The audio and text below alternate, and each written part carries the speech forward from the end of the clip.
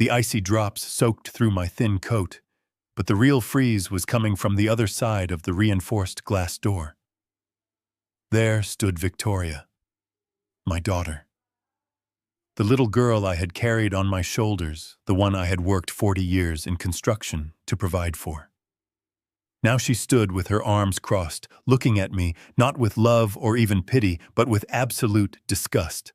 Her voice pierced through the howling wind, cutting deeper than any physical wound ever could.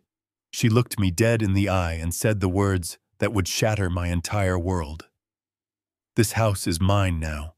You are just a useless old man dirtying my living room rug. Go rot in your dead wife's garbage farm." I wiped the rain from my eyes, trying to see if this was some kind of sick nightmare. But the cold, hard reality was staring right back at me. The $8 million mansion behind her, the very home my life savings had helped secure, was now her fortress against me. The chandeliers glowed warmly inside, casting a mocking light on my soaked, shaking hands. How did it come to this? How does a father go from being the hero of the story to a piece of trash thrown out in a midnight storm? I could see the expensive Persian rug she was so worried about me dirtying. A rug I paid for. A living room I helped renovate. My heart pounded against my ribs. Just 3 days ago, we buried my wife Diane. My soul was already bleeding from losing the woman I loved for 40 years, and now my own flesh and blood was tearing the rest of my heart to pieces. If you are watching this right now, take a deep breath, because what I am about to tell you is something I never imagined would happen in my own family. If you have ever sacrificed everything for your children, working endless shifts, destroying your own body just to give them a better life, only to be met with utter contempt and betrayal, then I need you to hit the like button right now. Please leave a comment and tell me which state or country you are watching from. It brings a little warmth to this old man's heart to know that I am not alone in this dark world and to see where my story is reaching. You might think you know the people you raised. You might think your unconditional love will buy their loyalty when you grow old and weak. But trust me, what I found later that night at that so-called garbage farm will give you absolute chills. So make sure you subscribe to the channel and stay with me until the very end, because this story is going to leave your jaw on the floor. Before I could even process Victoria's cruel words, a shadow moved behind her in the grand foyer. It was Derek, my son-in-law. He stepped up to the doorway, adjusting the cuffs of his expensive tailored shirt, with a smug, arrogant smirk plastered across his handsome face. He did not look at me like a grieving father-in-law. He looked at me like a nuisance, like a stray dog that had wandered onto his immaculate property. He reached into his pocket and pulled out a heavy ring of rusted, jagged keys. With a flick of his wrist, he tossed them out into the rain. They hit the wet marble and skittered down the steps, stopping right next to my soaked boots. Those belong to the farm. He sneered, his voice dripping with condescension. You are going to need them. Then he shoved the heavy glass door open, just a few inches, just enough to thrust a damp, folded piece of paper and a sleek silver pen into my face. What is this? I asked, my voice trembling from the cold and the sheer shock of the betrayal. Do not make this harder than it has to be, George, he sighed, rolling his eyes as if I were a stubborn toddler. It is just a standard release form. Sign this to get your name off the utility bills and the property taxes. Let us save us both the headache of dealing with the lawyers. You are in no condition to manage this massive estate anyway. My mind was a thick fog. The grief of losing Diane just 72 hours ago had left me utterly numb. I had not slept. I had barely eaten. Every bone in my 76-year-old body ached with a sorrow so deep it felt like I was drowning. I looked at the paper, but the rain and my own tears blurred the ink. I could not read the fine print. I just wanted to get out of the freezing storm. I wanted to wake up from this nightmare. I trusted my family. Why would not I? After all, Victoria was my only child, the center of my universe since the day she was born. I gave her everything she ever asked for, paying for her elite education, her luxurious wedding, and the very ground she was standing on.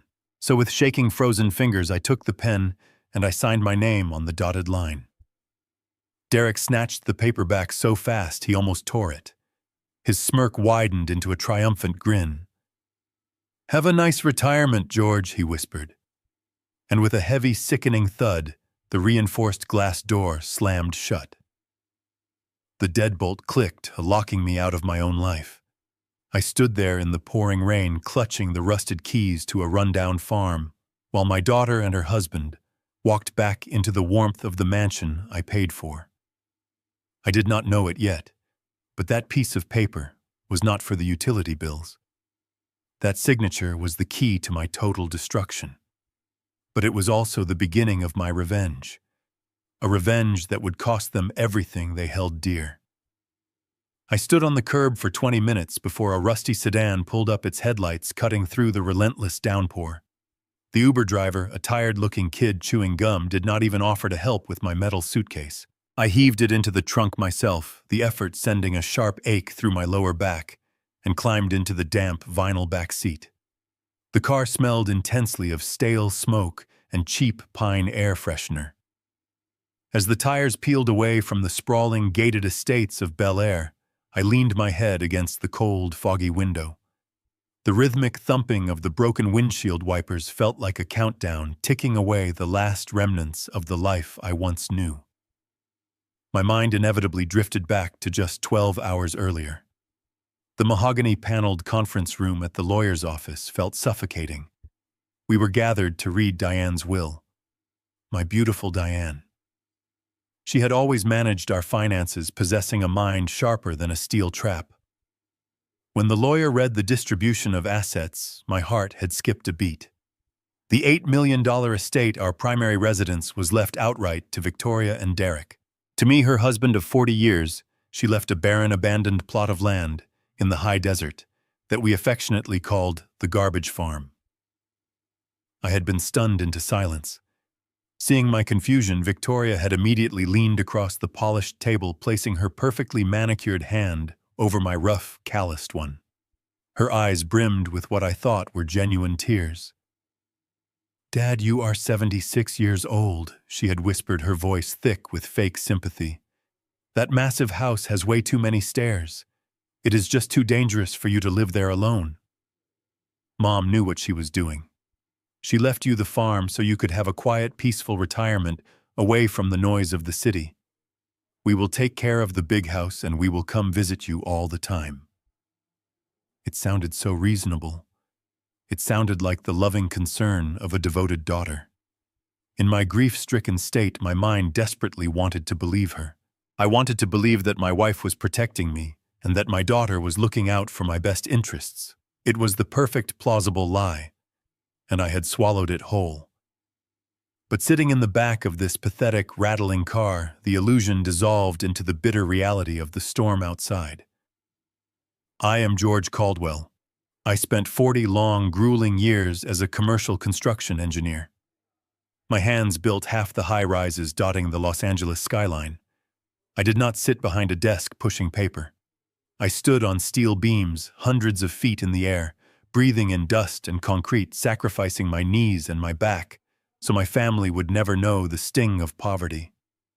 I worked 80-hour weeks so Victoria could attend the finest private schools, wear the best clothes, and drive a brand new car on her 16th birthday.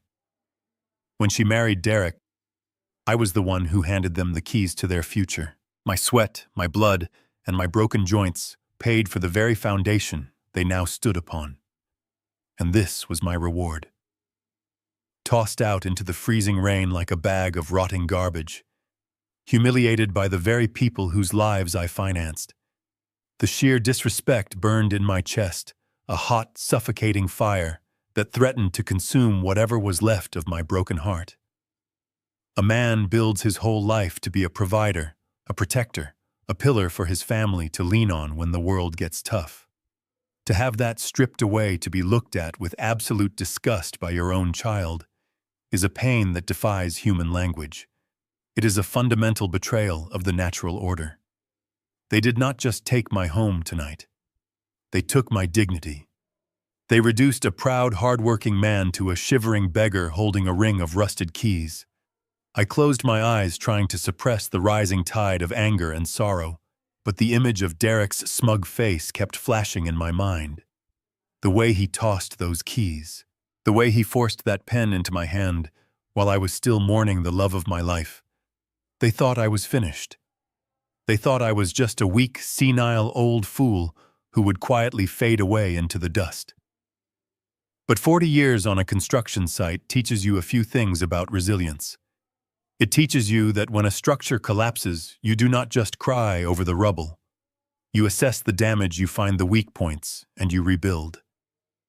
The city lights of Los Angeles slowly faded behind us, replaced by the endless, suffocating darkness of the highway heading toward the Mojave Desert.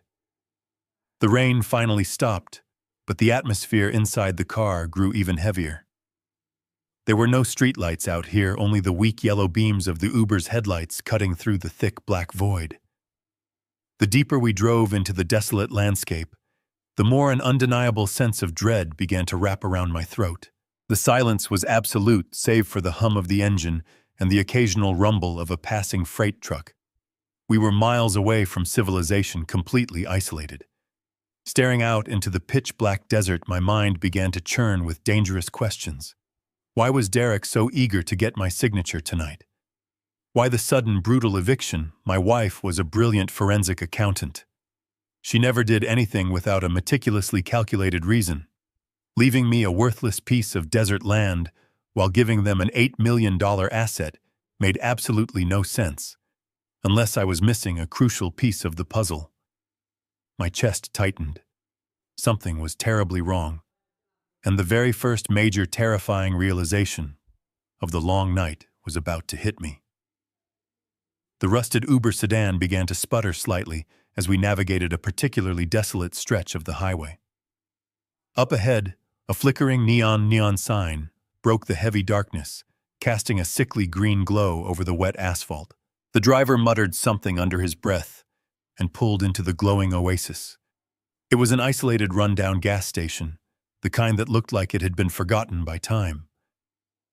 Dust swirled around the cracked concrete pumps, and the fluorescent lights inside the small convenience store buzzed with an irritating mechanical hum. The driver put the car in park and announced he needed to fill the tank, leaving me alone in the suffocating silence of the back seat.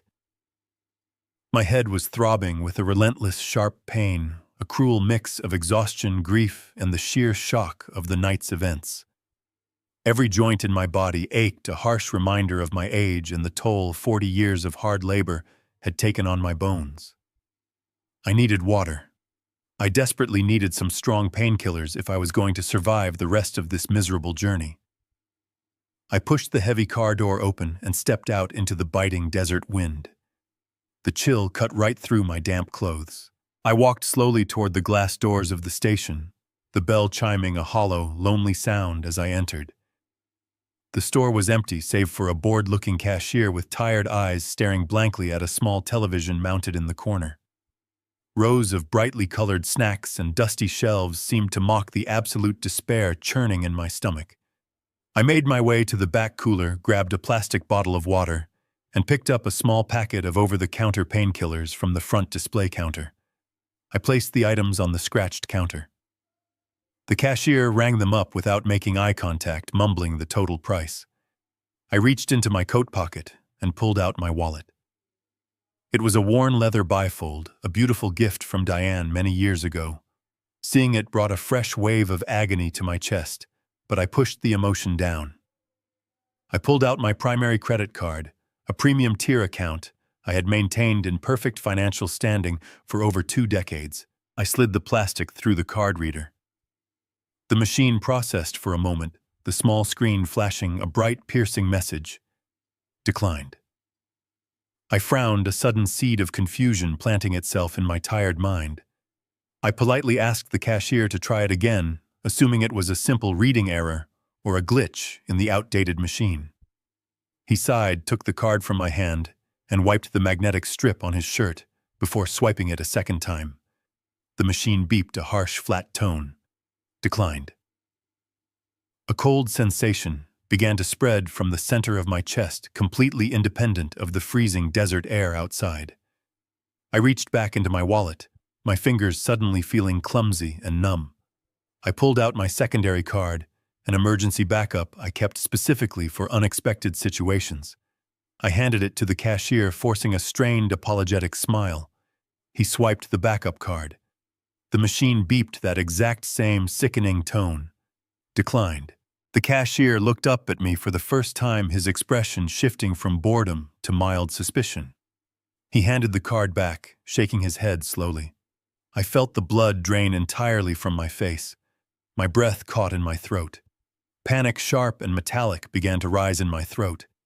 I had one final card, a debit card directly linked to my massive retirement savings account. The account where I had deposited every bonus, every overtime check, every hard-earned dollar from 40 years of building skyscrapers. I fumbled to retrieve it, my hands visibly shaking now. I inserted the chip into the reader. The screen flashed instantly. Account locked. Contact your banking institution. The neon lights overhead seemed to dim, and the humming noise of the refrigerators grew into a deafening roar in my ears. I stumbled backward, leaving the water and the pills on the counter, and pushed my way out the glass doors. I collapsed against the cold brick wall of the gas station, gasping for air, as if the oxygen had been sucked out of the world. My 40-year engineer's intuition, the logical, analytical part of my brain that solved complex structural problems, suddenly slammed the puzzle pieces together with violent, unforgiving force. The damp, folded paper Derek had thrust into my face in the rain. The document he casually called a standard release form to get my name off the utility bills.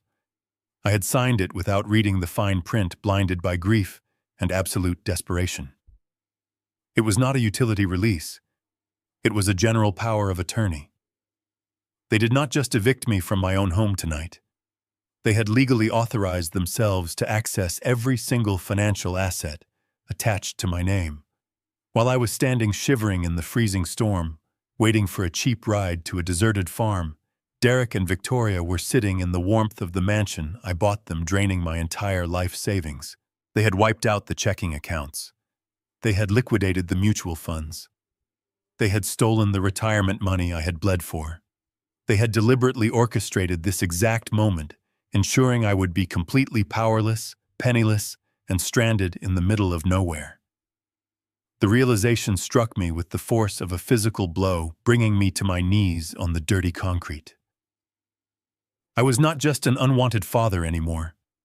I was a victim of a calculated, ruthless financial slaughter executed by the very daughter I had loved more than life itself. I slowly forced myself off of the freezing cold, dirty concrete, my knees trembling with every agonizing ounce of effort it took to stand upright. The wind howled around the desolate gas station, mocking my sudden destitution. I had nothing. No water, no painkillers, and not a single dollar to my name. I finally walked back to the waiting Uber, the cold rain beginning to mist again, clinging to my hair and face like cold sweat. The driver was already behind the wheel, tapping his fingers impatiently against the steering column. I opened the door and collapsed into the vinyl seat, closing my eyes as a profound silence settled between us. He looked at me through the rearview mirror, probably noticing my pale ghost-like complexion, but he did not ask any questions. He simply shifted the car into drive and pulled back onto the pitch-black desert highway. To break the suffocating silence, he reached for the dashboard and turned up the radio. It was a late-night financial news station, the kind that usually droned on about market closures and commodity prices. The steady, monotonous voice of the broadcaster filled the damp cabin, blending with the rhythmic thrum of the engine. I tried to tune it out, my mind still reeling from the devastating blow of my locked bank accounts, but then a specific name pierced through the static and grabbed me by the throat. The broadcaster shifted to a breaking news segment. In corporate news tonight, the Securities and Exchange Commission has officially opened a probe into the prominent Los Angeles-based real estate hedge fund, Vanguard Properties, operated by CEO Derek Lawson. Rumors have circulated for months regarding severe liquidity issues within the firm.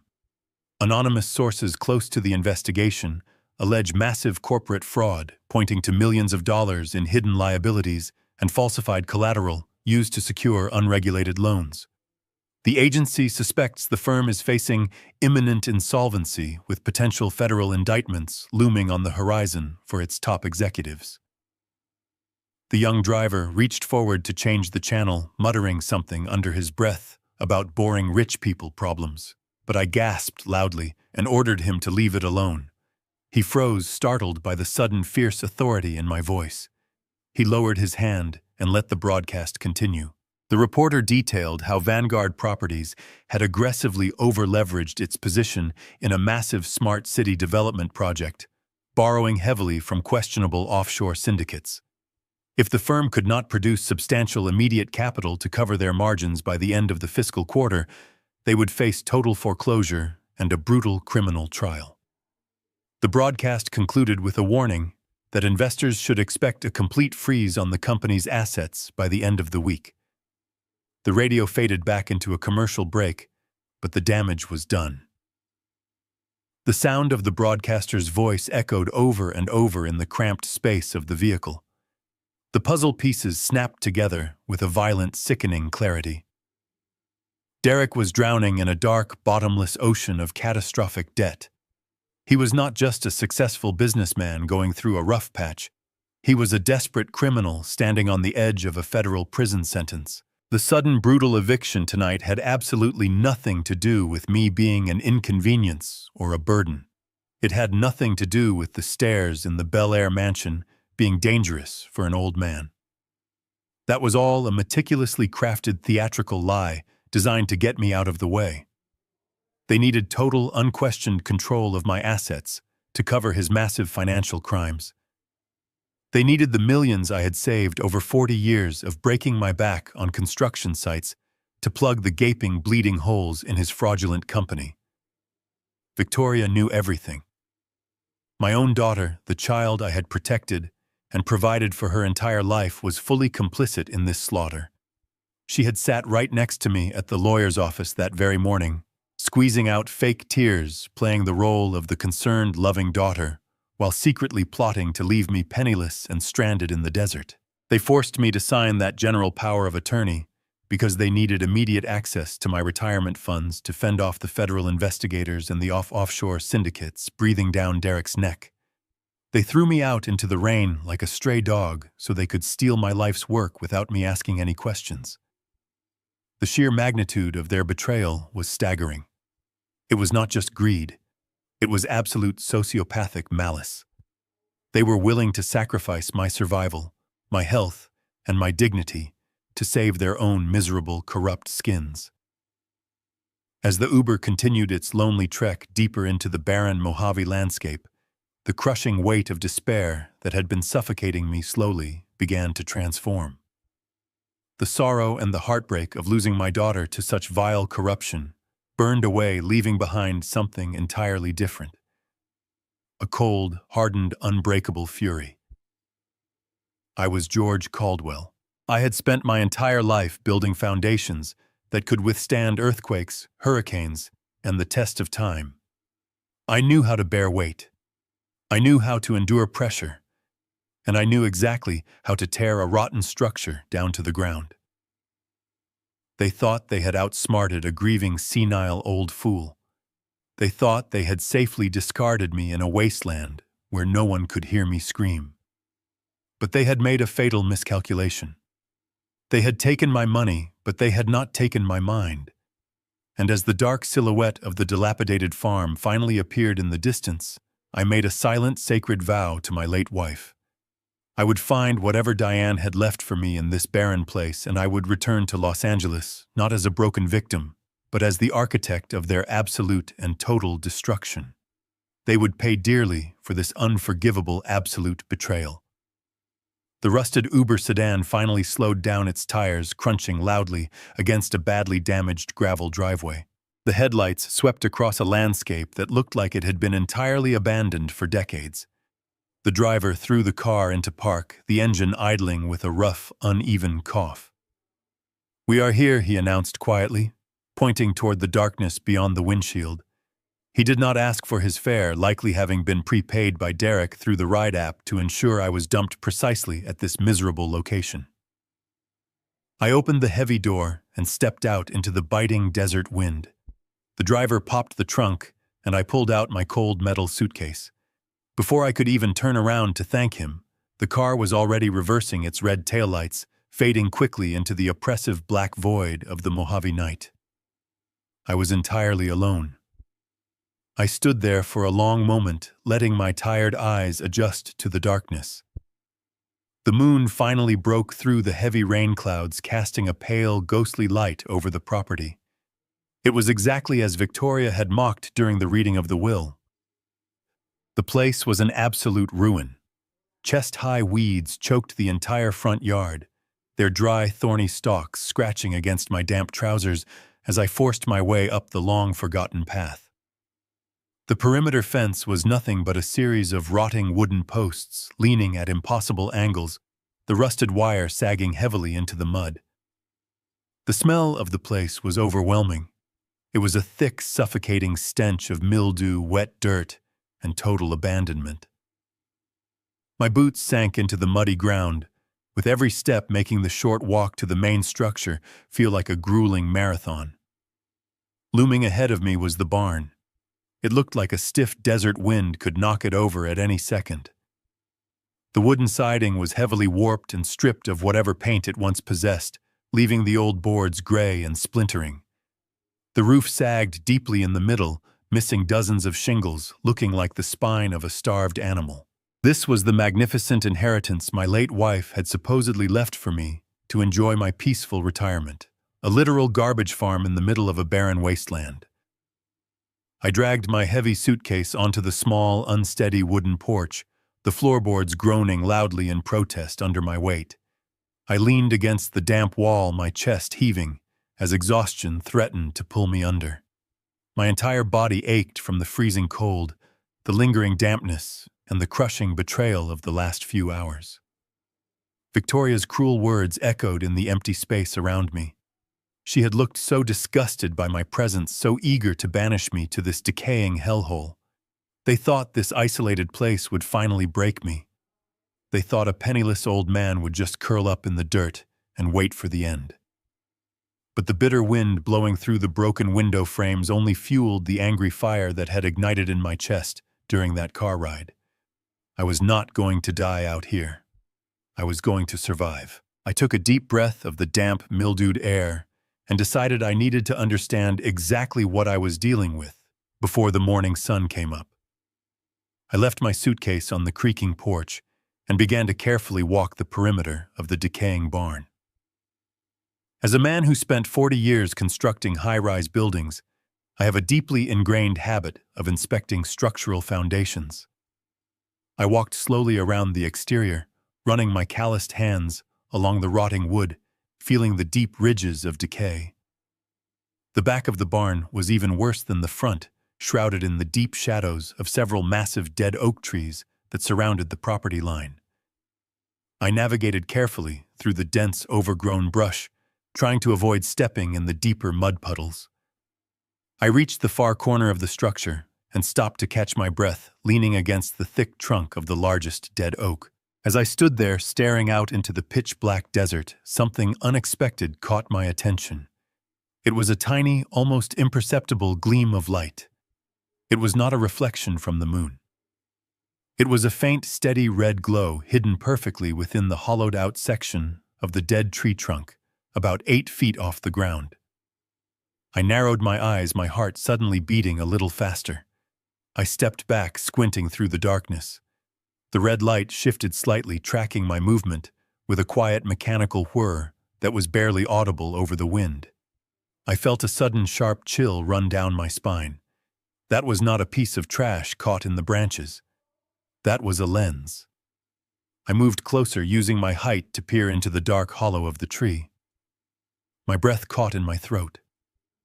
Tucked securely inside the rotting wood, shielded from the rain and the elements, was a state-of-the-art, military-grade infrared security camera.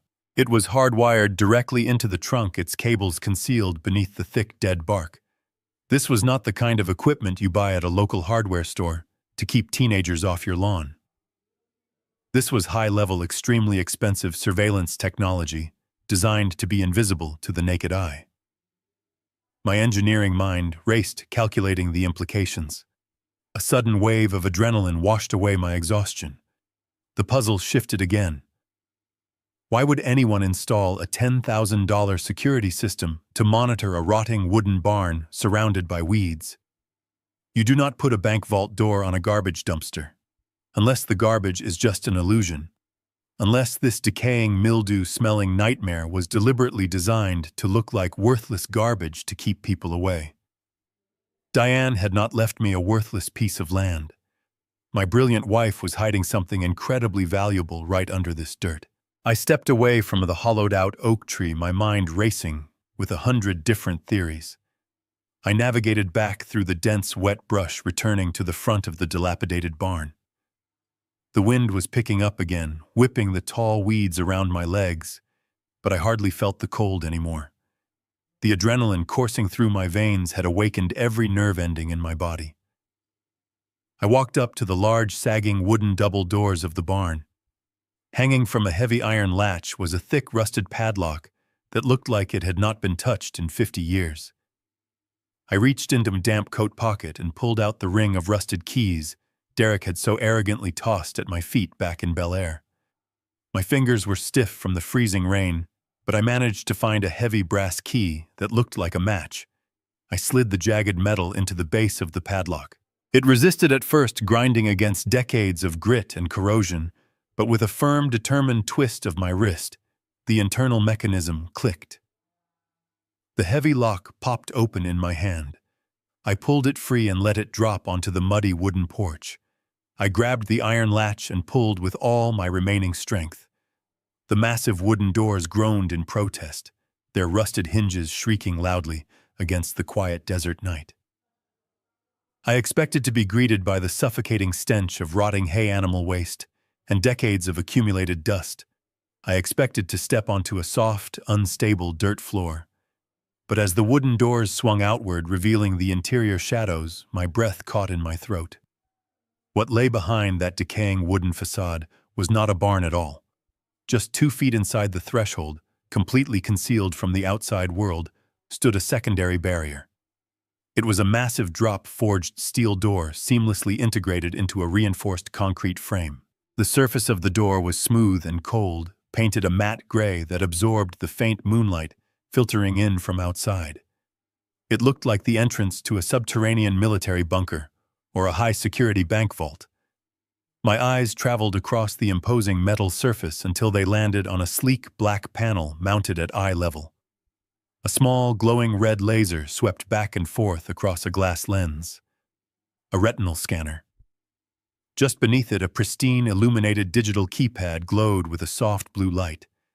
The contrast was absolutely jarring. Outside was a rotting, worthless shell of a building completely ignored by the world. Inside was a piece of impenetrable high-tech engineering that must have cost an absolute fortune to install. Diane had built a fortress, and she had hidden it right in the middle of nowhere.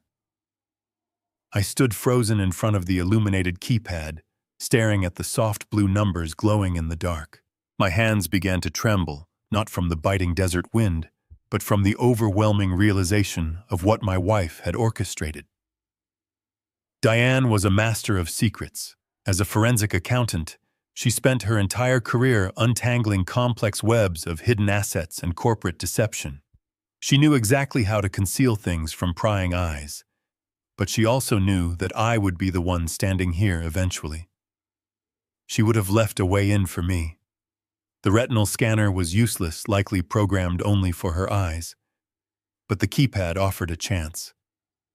I closed my eyes and thought about my brilliant, beautiful wife. What sequence of numbers would she trust to guard her greatest secret? It had to be something deeply personal, something etched into the very core of our shared life. And then it hit me with a wave of profound, agonizing irony. Diane was meticulous with her professional security, but in her personal life she always used the exact same sequence for her most private safes and accounts. It was the date that had brought us the most joy, the day our family was made whole. It was Victoria's birthday.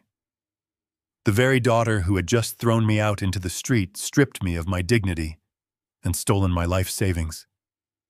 Her birth date was the key to this impenetrable vault. My fingers shook violently as I raised my hand toward the glowing panel. I took a deep, ragged breath, fighting back the tears that threatened to blur my vision. Slowly, deliberately, I punched in the 6 digits. Month, day, year. The soft electronic tone of the keypad registered each press. When I hit the final number, the blue light flashed green. A heavy, resonant mechanical clank echoed from deep within the steel frame, vibrating through the floorboards beneath my boots. Then came the unmistakable sound of pressurized air releasing. A sharp hydraulic hiss broke the silence of the desert night. The massive drop-forged steel door shuddered slightly, disengaging its heavy internal locking bolts. Smoothly, and with almost terrifying silence for its immense size, the door began to glide open on a hidden motorized track. A rush of pristine climate-controlled air washed over my face, completely devoid of the mildew and decay that plagued the exterior. As the steel barrier retreated into the wall, a breathtaking sight revealed itself. It was not a dark, dusty cellar. It was a brilliantly lit state-of-the-art corridor. Sleek, industrial LED strip lights embedded in the ceiling flickered to life in a cascading sequence, illuminating a spotless, reinforced concrete staircase that descended deep underground. The light poured out into the dark, dilapidated barn, casting a surreal, futuristic glow across the rotting wood.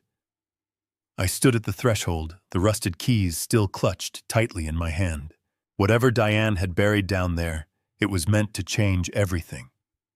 With my heart pounding relentlessly against my ribs, I stepped out of the cold, brutal night and began my descent into the brightly lit depths of my wife's hidden world. I gripped the smooth metal handrail, letting the heavy steel door slide silently shut behind me, sealing away the raging storm, the cold wind, and the rotting facade of the barn. As I walked slowly down the long, illuminated concrete steps, the air changed completely. The heavy stench of mildew and wet decay vanished, replaced by the crisp chill of a commercial-grade climate control system. I could hear the steady hum of powerful industrial air purifiers working in the background, maintaining a perfect atmospheric balance. My heavy work boots echoed against the walls, each step taking me further away from the nightmare above and deeper into a reality I could scarcely comprehend. I reached the bottom of the long staircase and stepped onto a vast expanse of polished, light gray epoxy flooring. The space was enormous, easily the size of an airplane hangar, with pristine white walls reflecting the brilliant LED lighting overhead. There was absolutely no hay scattered anywhere on the ground. There were no rusting tractors, no forgotten tools, and absolutely no trace of cow manure or dirt. The entire subterranean chamber was surgically clean, smelling faintly of high-grade leather, polished metal, and expensive car wax. I stood frozen at the base of the stairs, my eyes widening as they adjusted to the sheer magnitude of what was in front of me. Sitting immaculately under custom-angled spotlights were 4 of the most perfectly restored classic automobiles I had ever seen. This was the ultimate payoff. This was the treasure Diane had buried in the desert. To my left sat a pristine, deep metallic blue Shelby Cobra with twin white racing stripes running down its aggressive hood. The chrome side pipes gleamed under the lights, looking as though the car had just rolled off the factory floor in 1965.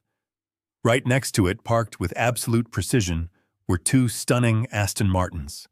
They were classic models painted in a flawless silver birch finish, exuding an aura of timeless, sophisticated power.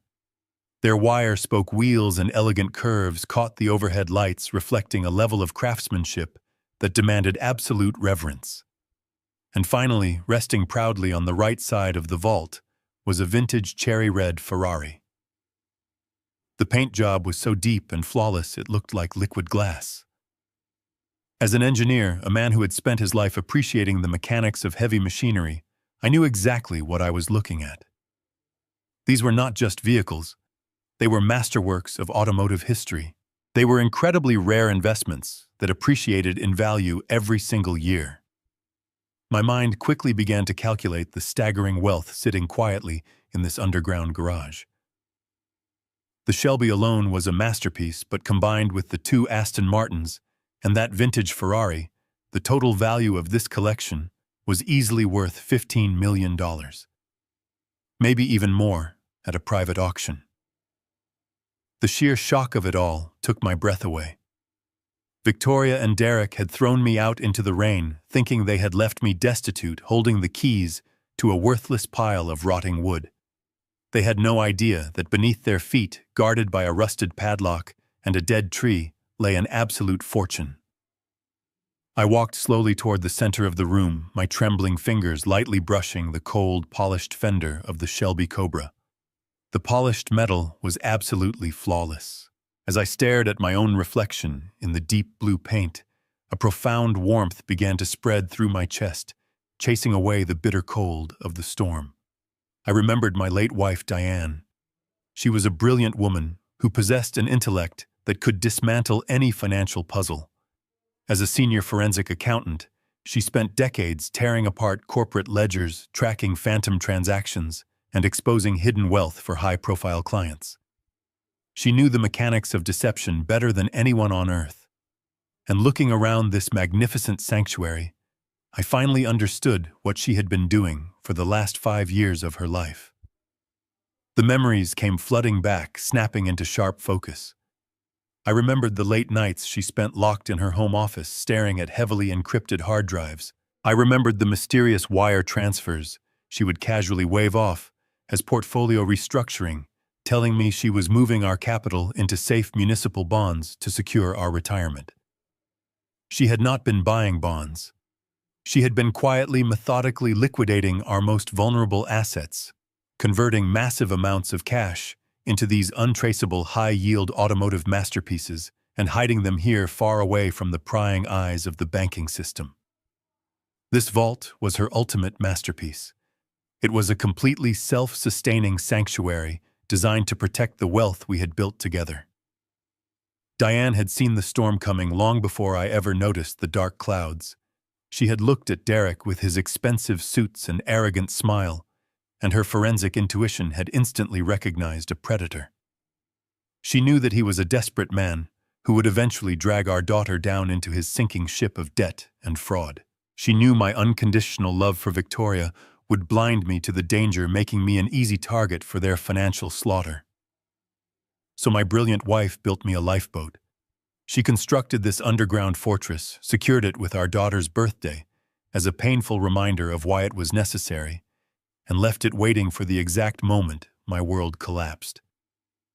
I stood alone in the brilliant light of the vault, surrounded by millions of dollars in gleaming steel and chrome, and I wept. They were not tears of grief, but of profound gratitude. Diane had reached back from beyond the grave to save my life. I wiped the tears from my face, my sorrow hardening back into that cold, unbreakable fury. I was no longer just a penniless, broken old man. I was armed, I was funded, and I was completely ready to go to war. I tore my gaze away from the magnificent vehicles and began to inspect the rest of the underground sanctuary. Beyond the circle of overhead spotlights, tucked into a quiet corner of the massive concrete room, sat a heavy mahogany desk. It looked exactly like the one Diane used in her home office, complete with her favorite leather chair. I walked over to it, my footsteps echoing softly against the epoxy floor. Resting on top of the desk, bolted securely to the heavy wood, was a sleek black biometric safe. It was a formidable piece of security equipment, devoid of any visible keyholes or traditional dials. A small glass square waited for a fingerprint. I stared at it for a moment, a sudden wave of panic threatening to break my focus. Diane was gone. I did not have her fingerprints. But then I remembered the brilliant, meticulous nature of my wife. She never built a door without leaving me a key.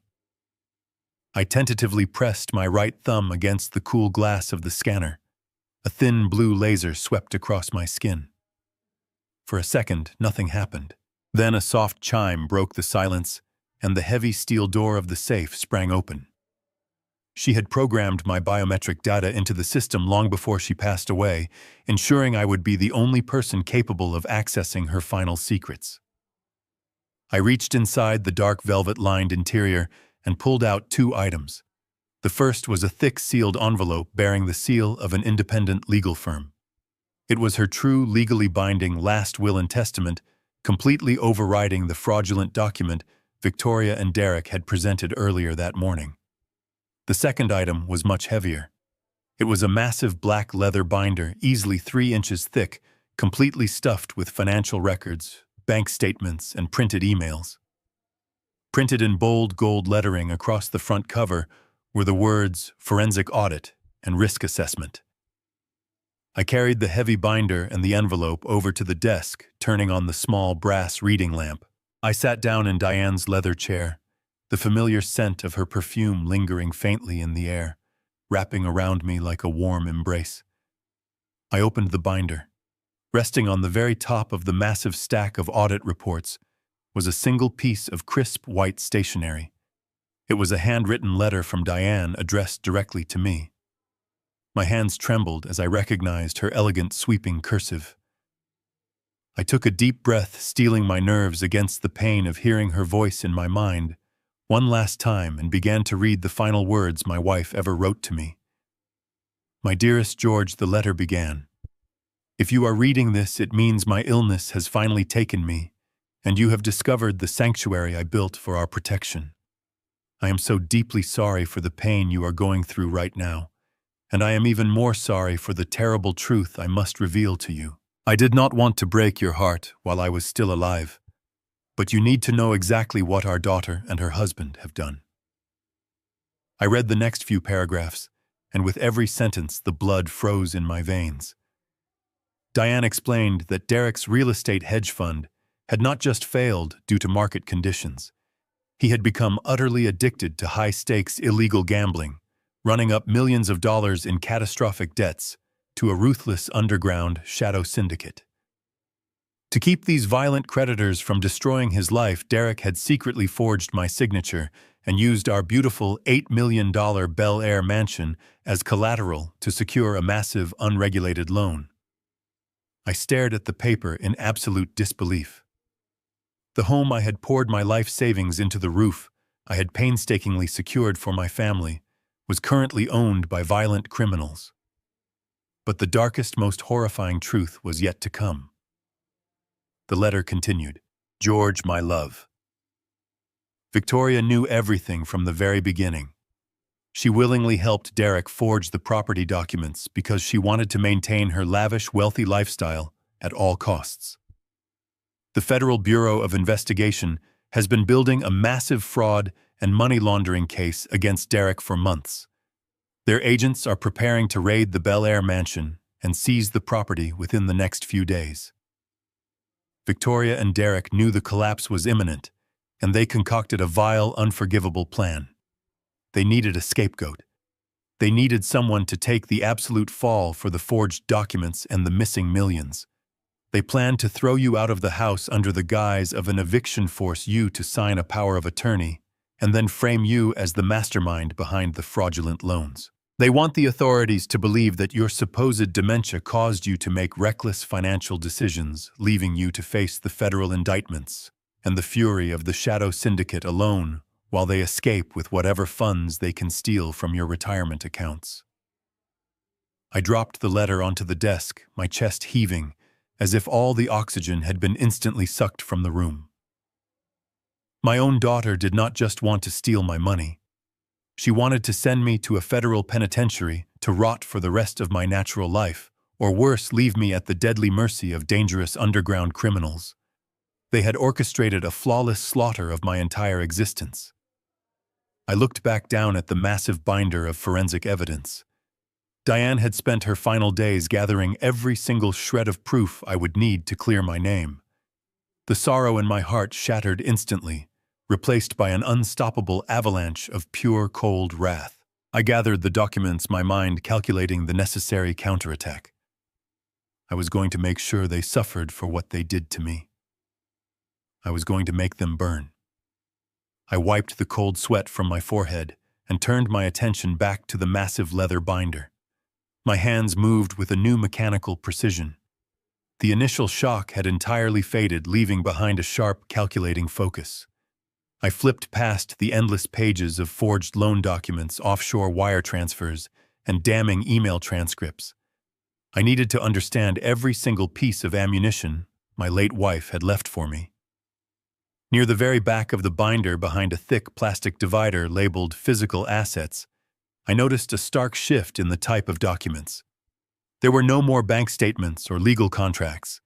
Instead, the heavy pages were filled with complex geological surveys, environmental impact studies, and municipal zoning reports. I carefully pulled out a large, heavily creased piece of parchment, folded several times over. I pushed the reading lamp to the side and spread the document flat across the smooth mahogany desk.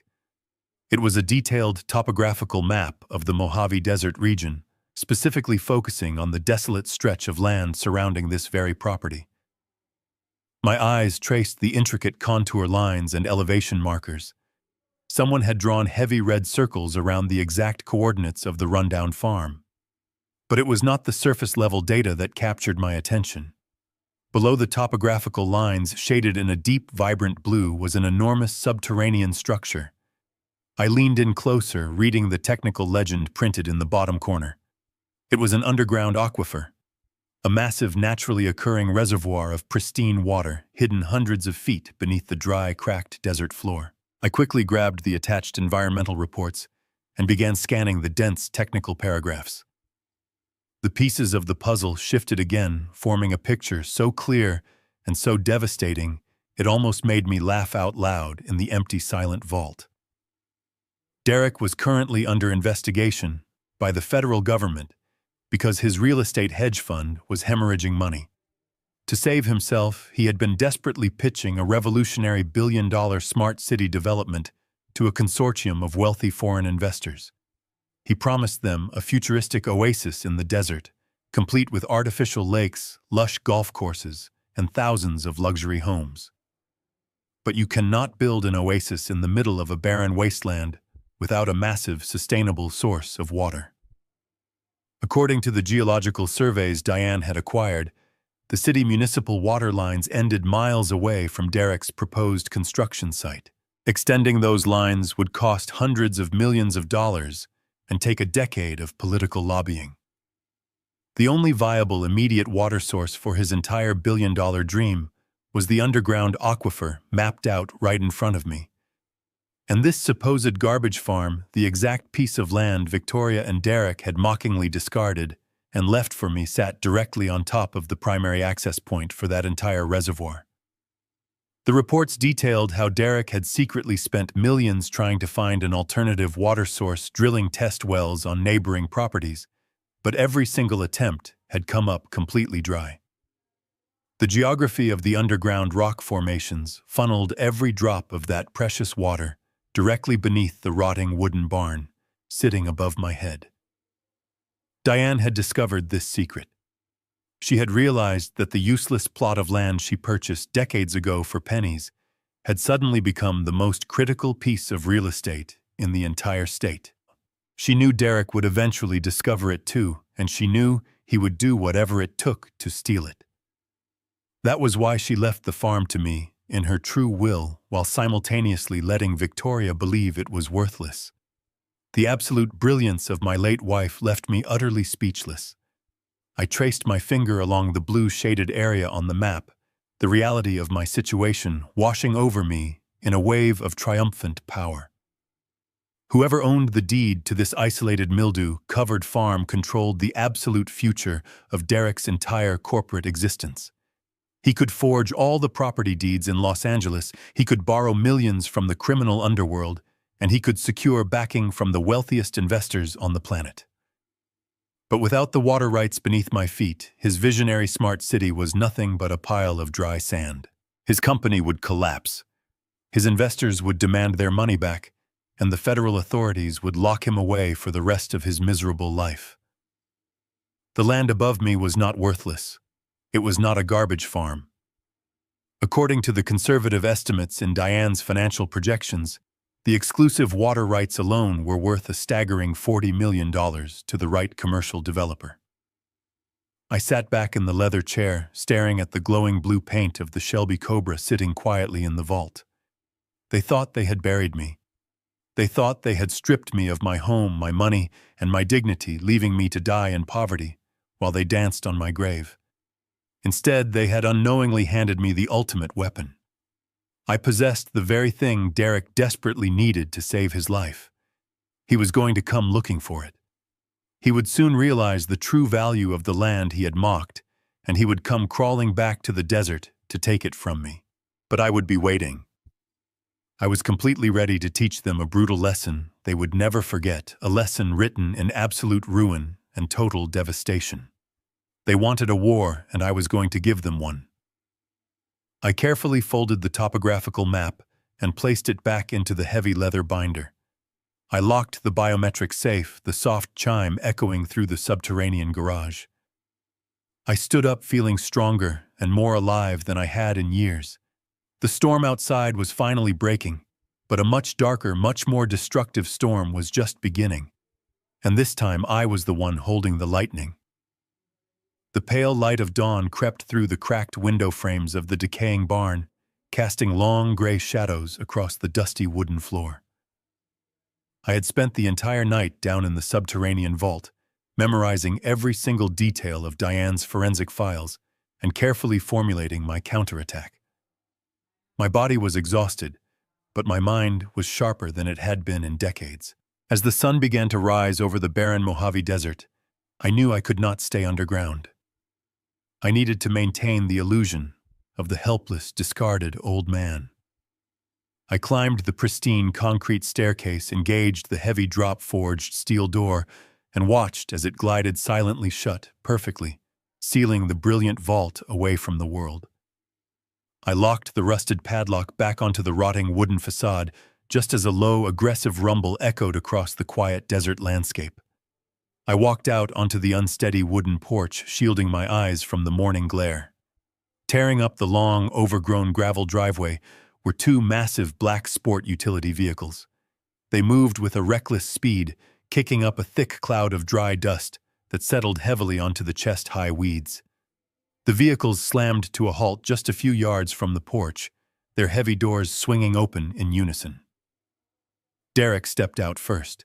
The smug, arrogant smirk he wore the night before in Bel Air was entirely gone, replaced by a tight, frantic expression of barely contained panic. He was no longer dressed in his relaxed evening wear, but wore a sharp, dark business suit that looked entirely out of place in the desert dirt.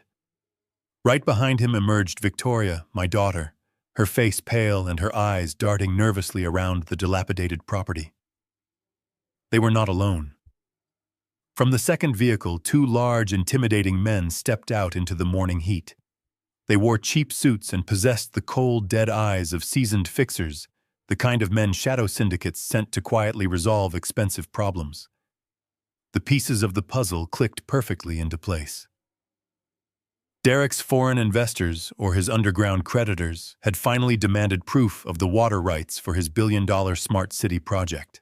He had likely spent the early hours of the morning frantically tearing through the Bel Air mansion, searching for the original property deed to this farm, only to realize Diane had never kept it there.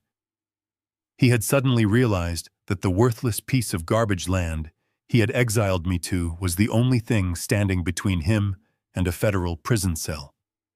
He needed the original physical deed, and he needed it immediately to secure his fraudulent loans. They marched aggressively toward the porch, kicking aside the rotting wood and debris. Derek glared up at me, his chest heaving, as he tried to project an air of absolute authority. His jaw was clenched tight, and his fists were balled at his sides, betraying the immense, suffocating pressure he was currently facing from his lenders. Did you think I was going to scream at them? Did you think I would stand on the porch and confront my daughter for her unimaginable betrayal? Oh, survivors know how to play the long game. If you are watching this right now and you want to see exactly how a 76-year-old man outsmarts a vicious pack of wolves, go down to the comments and type the words, "Fight back." Let me know that you stand with those who refuse to be broken by the people they trusted the most. Engage with this video because the lesson I am about to teach them is something everyone needs to witness.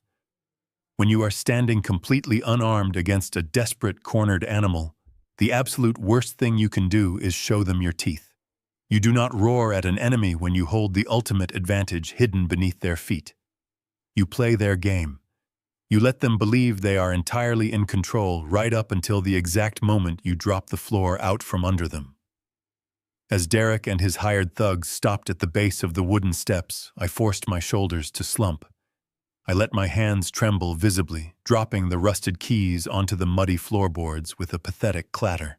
I widened my eyes, projecting the absolute picture of a terrified and broken old man who had spent a freezing night alone in the dark. Victoria stepped forward, pushing past her husband, her face twisted into a mask of cruel determination. She looked at my damp clothes and shivering frame without an ounce of empathy. "We need the original deed to this property right now," she demanded, her voice sharp and uncompromising in the quiet morning air. "Mom kept a lockbox with her important papers, and it is not at the house. Tell us where it is, old man." Her tone was so utterly devoid of love, so completely transactional, that it finally severed the last remaining emotional thread connecting me to her. She was no longer my little girl. She was an adversary. I looked at her, forcing a slight stutter into my voice as I pleaded ignorance. I told her I did not know what she was talking about, that my head was spinning, and that I just wanted to go home. Derek stepped up beside her, leaning dangerously close. His expensive cologne mixed with the foul stench of the rotting barn. "You do not have a home anymore, George," he hissed, his eyes wide with a manic, desperate energy. "You belong to us now. Give me the damn deed, or these two gentlemen are going to tear this garbage pile apart, piece by piece, with you inside it." He gestured to the two silent fixers who cracked their knuckles in practiced unison. They thought they had just backed a helpless victim into a corner. They had absolutely no idea they had just walked willingly into the jaws of a trap. Victoria took another step closer, closing the distance between us until she was standing right at the edge of the rotting wooden porch. She reached into her expensive designer handbag and pulled out a neatly folded piece of paper. It was not the deed. It was the document I had signed in the freezing rain the night before. The general power of attorney. She held it up, letting the morning breeze catch the edge of the heavy legal paper. "You really do not understand the situation you are in, Dad," she said, her voice dropping into a cold, clinical tone that sounded completely foreign to me.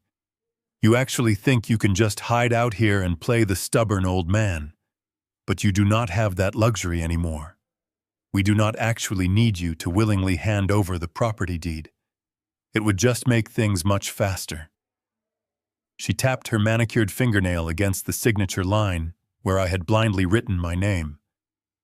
"Because of this little document, I have complete legal authority over your medical and financial decisions. If you do not walk into that decaying barn right now and bring me the original lockbox with the property deed, Derek and I are going straight to a judge. We already have the paperwork drawn up.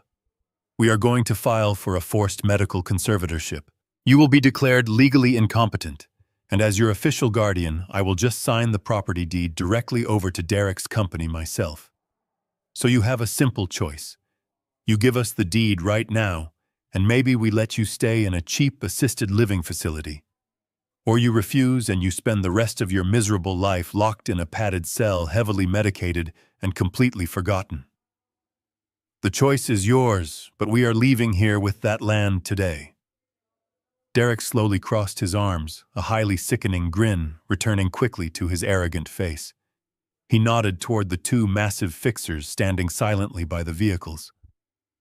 "If we really have to do this the hard way tonight, George, my associates here are fully trained in patient extraction. They will physically drag you out of here violently, throw you in the back of that black SUV, and deliver you straight to the psychiatric intake facility. The doctors are already expecting a combative senior citizen. Any resistance you show will just prove to them exactly how unhinged you have become. You are now entirely and hopelessly trapped."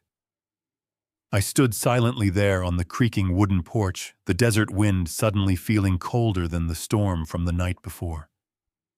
I had spent the entire night preparing myself for a financial battle. I had armed myself with Diane's forensic audit ready to destroy their fraudulent empire. But I was not prepared for this level of absolute sociopathic cruelty. The sheer malice radiating from my own daughter completely paralyzed me. This was the child I had held in the delivery room, weeping with joy. This was the little girl I had taught to ride a bicycle, the bright teenager, whose expensive college tuition I had worked endless overtime to pay the bride I had proudly walked down the aisle. And now, here she was standing firmly in the dry dirt, coldly threatening to drug me and lock me in a psychiatric prison just to steal a single piece of desert land. The absolute betrayal completely transcended just money. It transcended property rights and billion-dollar smart cities. This was a profound, unnatural violation of the human soul. For a brief, terrifying moment, the carefully constructed mask of the helpless old man I was wearing almost cracked, not out of fear, but out of a crushing, suffocating sorrow. My own breathing instantly became extremely shallow. My chest then tightened so severely I thought my heart might actually stop beating. I looked deeply into Victoria's eyes, desperately searching for even a tiny flicker of hesitation, a single shred of guilt or remorse. There was absolutely nothing. Her gaze was as empty and unforgiving as a black hole. She had completely detached herself from my humanity. To her, I was now no longer a living human being with a beating heart, or was I the father who had sacrificed everything? I was just an obstacle standing in the way of her luxury, a problem that needed to be chemically sedated and locked away behind thick steel doors. The psychological conflict reached its absolute peak, vibrating through my aging bones with a devastating intensity. I realized then that if I made a single misstep, if I showed them the furious, calculating engineer standing beneath the surface, they would instantly trigger their trap. They would unleash the fixers, drag me away, and bury me in a medical nightmare where my voice would never be heard again. My very life was literally hanging by a thread, held in the manicured hands of a monster I had once created and loved so unconditionally. I slowly let my knees drop. It was not entirely an act at first, as their cruelty had physically drained me, but I forced my body to collapse entirely. I hit the rotting wooden floorboards of the porch with a heavy, painful thud. I began to hyperventilate, taking short, ragged gasps of air, clutching my chest, as if my heart were actively failing. "Please," I wheezed, letting a steady stream of tears spill over my wrinkled cheeks. "Please, Victoria, do not let them take me to that dark ward. I am so terribly confused. My mind is incredibly foggy since your beautiful mother passed away." I pressed my forehead against the damp wood, sobbing loudly, painting the exact picture of the broken old man they wanted. I began to ramble uncontrollably, stringing together disjointed sentences about Diane, about the freezing rain, about things that made no sense to anyone. "I need to find the metal box," I cried out, my voice cracking with a pathetic, high-pitched desperation. Diane hid the metal box. She put the papers inside it for safekeeping, but I just cannot remember where she buried it. Everything is just so dark, and my precious memory is slipping away from me faster every single hour. Give me some time. Just give me time to remember. Derek scoffed loudly, stepping back rapidly, as if my tears might infect his tailored suit. "Oh, for heaven's sake, look at him right now, Victoria," he muttered, his voice dripping with absolute disgust. "He is completely losing his mind. He probably buried the damn thing somewhere out in the weeds like a dog." Victoria looked down at me, her expression hardening into a mask of pure, unadulterated irritation. "Stop crying right now, Dad," she snapped, treating me exactly like a disobedient toddler. "It is completely pathetic to watch. Where did Mom put the lockbox?" I shook my head frantically, wrapping my trembling arms around my knees and rocking back and forth on the creaking porch. "I do not know," I whimpered, staring blankly at the muddy gravel below my heavy boots. I just need a little quiet time to clear my head. 2 days. Just give me 48 hours. If I can just walk the property and look at the trees, I know I will definitely remember where she put it. Please, I am begging you on my hands and knees, do not send me to the hospital. I promise I will find your papers. Derek sighed heavily, rubbing his temples in extreme visible frustration. We do not have 48 hours to waste on this useless lunatic, he hissed at his wife. We need that physical deed before the bank examiners return to our corporate office on Monday morning. Victoria held up a manicured hand, silencing him instantly. She stared down at my trembling, pathetic form, coldly calculating the logistical odds. If we try to forcibly commit him today, the bureaucratic paperwork at the state hospital could easily delay us by a week, she whispered sharply to Derek, though I could hear every single word clearly. The psychiatric evaluation process takes valuable time, and we absolutely do not have time. If he thinks he can find it out here in the dirt, let him dig. We will come back in exactly 2 days. Derek scowled, clearly unhappy with the delay, but he knew she was right about the legal system. He glared down at me, his eyes narrowing with a vicious, unspoken threat. You have exactly 48 hours, old man, he sneered, pointing a perfectly manicured finger at my face.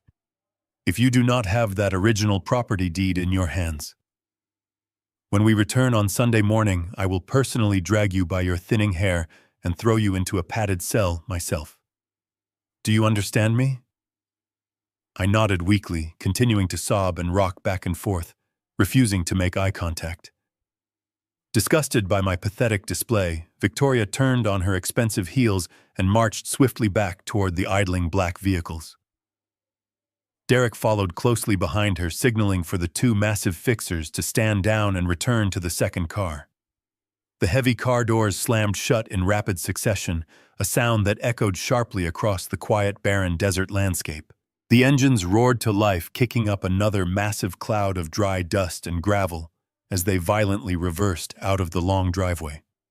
I remained on my knees, keeping my head bowed until the sound of their tires completely faded into the distance. The second their red taillights vanished beyond the horizon, my entire physical demeanor shifted. The trembling stopped instantly. The pathetic, ragged breathing smoothed out into slow, measured, completely controlled breaths. My tears dried up like rain on a hot desert highway. I placed my hands flat against the wooden floorboards and pushed myself up to a full, commanding standing position. I rolled my shoulders back, the illusion of the helpless, senile victim evaporating into the morning air. My eyes, previously wide with fake terror, turned absolutely ice cold. They had taken the bait perfectly. They thought they had given me a deadline to surrender, but they had actually given me the exact amount of time I needed to completely destroy them. I reached deep into the inside pocket of my damp coat and pulled out a small prepaid burner phone I had secretly purchased weeks ago, anticipating that Derek might try to monitor or cut off my primary communications. I punched in a number I had memorized long ago. It rang twice before a deep, familiar voice answered the line. Jonathan, I said, my voice steady, resonant, and entirely devoid of fear. It is George. Yes, it happened exactly as Diane predicted. Derek is drowning and they just tried to force me into a medical conservatorship. They gave me 48 hours. I need you to gather everything we discussed yesterday. It is time to execute her final master plan. The sun dipped below the rugged desert horizon, plunging the barren landscape back into a deep, familiar darkness. The wind howled against the rotting wooden frame of the barn above. But down here, surrounded by millions of dollars in pristine automotive history, I was perfectly safe from the elements. I waited in the absolute silence of the underground vault, surrounded by the pristine classic cars that Diane had so carefully procured. Just before midnight, the heavy steel door hissed open, and the sleek, polished shoes of Jonathan Reed clicked against the concrete stairs. He was a brilliant attorney, a man who possessed a quiet, lethal intelligence perfectly matched to my late wife. But Jonathan was not alone.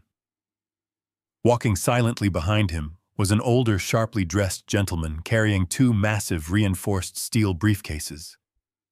This was the discreet private collector Jonathan had promised to contact. He was a man of immense wealth who operated entirely outside the traditional banking system, specializing in acquiring rare automotive masterpieces without leaving a single paper trail for the authorities to follow. I guided them toward the center of the brightly lit room, my footsteps echoing loudly against the smooth epoxy floor. The collector stopped dead in his tracks the moment his eyes landed on the pristine, deep metallic blue Shelby Cobra. He walked around the vehicle with a quiet, almost religious reverence, tracing his gloved fingers over the flawless chrome side pipes and the twin white racing stripes. He did not need to check the engine block or ask for a detailed service history. A man of his caliber knew exactly what he was looking at, recognizing the sheer perfection of the restoration work. He turned to me, offering a single respectful nod. He placed the heavy briefcases onto Diane's mahogany desk and popped the metallic latches. Inside, stacked with absolute precision, were bundles of crisp, unmarked $100 bills. $2 million in cold, untraceable cash.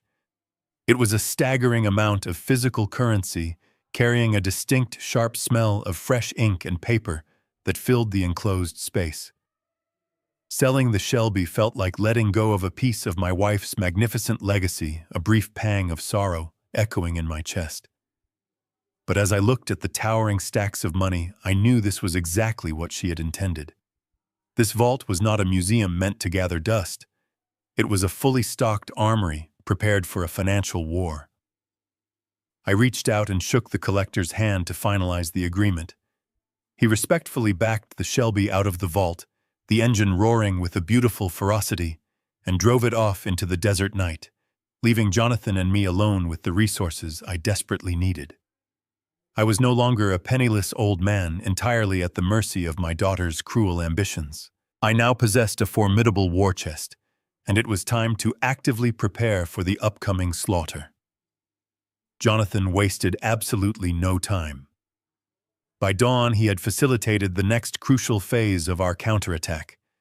He used a portion of the untraceable cash to secure the services of an elite private security firm based out of Los Angeles.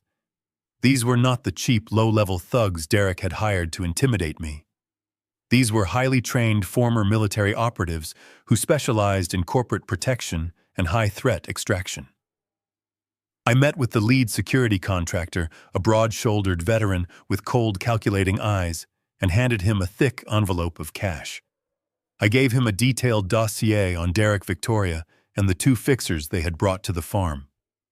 I instructed him to establish a total surveillance net around the Bel Air mansion and the Ritz-Carlton Hotel, where Derek was desperately trying to finalize his fraudulent smart city development deal. I needed to know every single move they made, every phone call they placed, and every breath they took over the next 48 hours. The security team deployed immediately, utilizing encrypted communication channels and state-of-the-art tracking devices, moving with a silent, deadly efficiency that instantly leveled the playing field. For the first time since my beautiful wife passed away, I felt a genuine sense of absolute unwavering control over my own destiny. But I knew that raw power and legal maneuvering were not quite enough. I needed to send a profound psychological message when I finally stepped back into their world. I could not walk into their glamorous hotel ballroom wearing the damp, wrinkled clothes of a discarded victim. Jonathan arranged for a master tailor to be flown out to our secure location that very afternoon. The tailor brought racks of the finest fabrics in the world, carrying measuring tapes and chalk, taking my precise measurements with practiced speed and unquestioning professionalism. I commissioned a bespoke Italian tailored suit, choosing a dark charcoal gray wool that exuded cold, uncompromising authority. When I finally put the finished garments on and stood in front of the full-length mirror, the transformation was absolutely breathtaking. The frail, grieving, shivering old man, who had begged on his knees in the dirt, was completely gone. Staring back at me was a formidable titan of industry, an architect of destruction with ice in his veins. The sharp cut of the suit broadened my shoulders, and the weight of the expensive fabric served as armor for the battle ahead. I slowly adjusted my silk tie and buttoned the jacket, feeling the heavy cold resolve settle permanently into my bones. Victoria and Derek had completely underestimated the foundation I was built upon. They thought they had buried a helpless sheep, but they had merely awakened a sleeping lion. I was no longer the victim of their vicious greed. I was the executioner, and I was coming to collect their absolute ruin with a vengeance they could never possibly anticipate. The desert highway stretched endlessly into the dark as Jonathan drove us away from the hidden underground vault. We traveled for over an hour before pulling into the gravel parking lot of an isolated 24-hour diner sitting right on the edge of the county line. The flickering red neon sign buzzed loudly in the cold night air, casting a harsh light over the empty stretch of road. Inside the diner was completely deserted, except for a tired waitress wiping down the front counter and two men sitting quietly in a dimly lit corner booth. They were dressed in unremarkable dark suits, nursing black coffee, their posture rigid and intensely observant. These were the senior federal agents Jonathan had contacted. As we approached the table, they stood up, their eyes quickly scanning my new, sharply tailored charcoal suit. They had probably expected a confused, disheveled old man based on the initial phone call, but the person standing before them commanded absolute respect. I slid into the cracked vinyl booth opposite them, keeping my posture perfectly straight. Jonathan sat beside me, placing his briefcase on the floor. Without wasting a single second on pleasantries, I reached into my leather satchel and pulled out the massive black binder. The binder containing Diane's final, magnificent masterpiece. I placed it squarely in the center of the scratched table and slowly pushed it across to the lead agent. He looked down at the gold lettering, then back up at me, his expression neutral but intensely curious. I told them that inside that binder, they would find the absolute destruction of Vanguard properties. I explained that my late wife was a senior forensic accountant and that she had spent her final years meticulously tracking every single illicit transaction Derek Lawson had ever made. I detailed the offshore wire transfers, the unregulated shadow syndicate loans, the massive gambling debts, and the forged property deeds used to secure illegal collateral. The lead agent opened the heavy cover and began to flip through the first few pages. His partner leaned in close, his eyes scanning the incredibly detailed financial spreadsheets, the intercepted email transcripts, and the copies of the forged signatures. For several long, agonizing minutes, the only sound in the quiet diner was the steady hum of the ancient refrigerator unit and the crisp turning of heavy paper. The agents did not say a word, but I could see the subtle changes in their expressions. The initial skepticism melting away, replaced by a deep, professional astonishment. Diane had not just given them a tip. She had handed them a fully investigated trial-ready federal case wrapped in a neat bow. Every single missing dollar was perfectly tracked. Every single fraudulent shell company was exposed and completely documented. The lead agent finally closed the heavy binder, resting his large hands flat against the leather cover. He let out a long, slow breath, looking directly into my eyes, with a newfound sense of profound gravity. He quietly admitted that they had been trying to build a solid case against Derek for the past 8 months, but the corporate veils were incredibly thick, and they lacked the definitive smoking gun required to secure a federal indictment. Now, thanks to my extraordinary wife, they held the silver bullet. They had more than enough irrefutable evidence to arrest Derek for massive wire fraud, corporate embezzlement, and international money laundering. I leaned forward across the table, my voice dropping to a low, cold whisper. I told them that I did not just want Derek arrested quietly in the middle of the night. I wanted it to happen in the most public, devastating way imaginable. I informed the agents about the massive billion-dollar smart city signing ceremony Derek had scheduled for the very next afternoon at the Ritz-Carlton Hotel in downtown Los Angeles. Derek had invited all of his wealthy foreign investors, the local press, and the city politicians to witness his supposed triumph. He believed he was completely untouchable. I proposed a perfectly coordinated trap. I wanted to walk into that luxurious ballroom, look my betrayers directly in the eye, and completely shatter their world just seconds before the federal authorities swarmed the building. The two senior agents exchanged a long, calculated look. Normally, the Bureau prefers quiet, controlled takedowns to avoid public spectacles. But the sheer magnitude of the evidence Diane had provided gave me unprecedented leverage in this negotiation. Furthermore, arresting Derek in a room full of the very investors he was actively attempting to defraud would instantly solidify the federal case and prevent any potential international funds from being illegally transferred. The lead agent gave a slow, firm nod.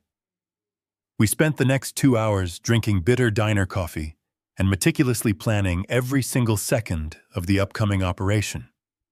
We mapped out the hotel blueprints, coordinating the exact entry points for the tactical arrest teams. We established a secure communication signal. Jonathan would be by my side, ensuring that every legal angle was completely covered, while the private security team I had hired earlier would seamlessly integrate with the federal agents to lock down the perimeter of the ballroom. I would be the first one to breach the doors. I would draw all of their attention, expose the geographical reality of the water rights, and corner them completely. The moment Derek realized his entire empire was built on sand, the moment the absolute terror set in, the authorities would move in to deliver the final crushing blow. As we finalized the tactical strategy and shook hands, a deep, resonant calm settled over my entire body.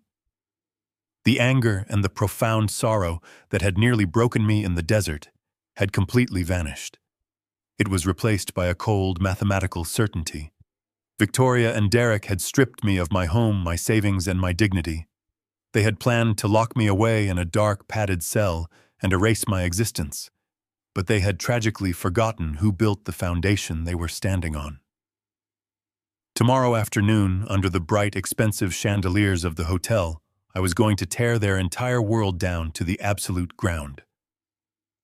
The following afternoon, the grand ballroom of the Ritz-Carlton in downtown Los Angeles was a masterclass in manufactured opulence.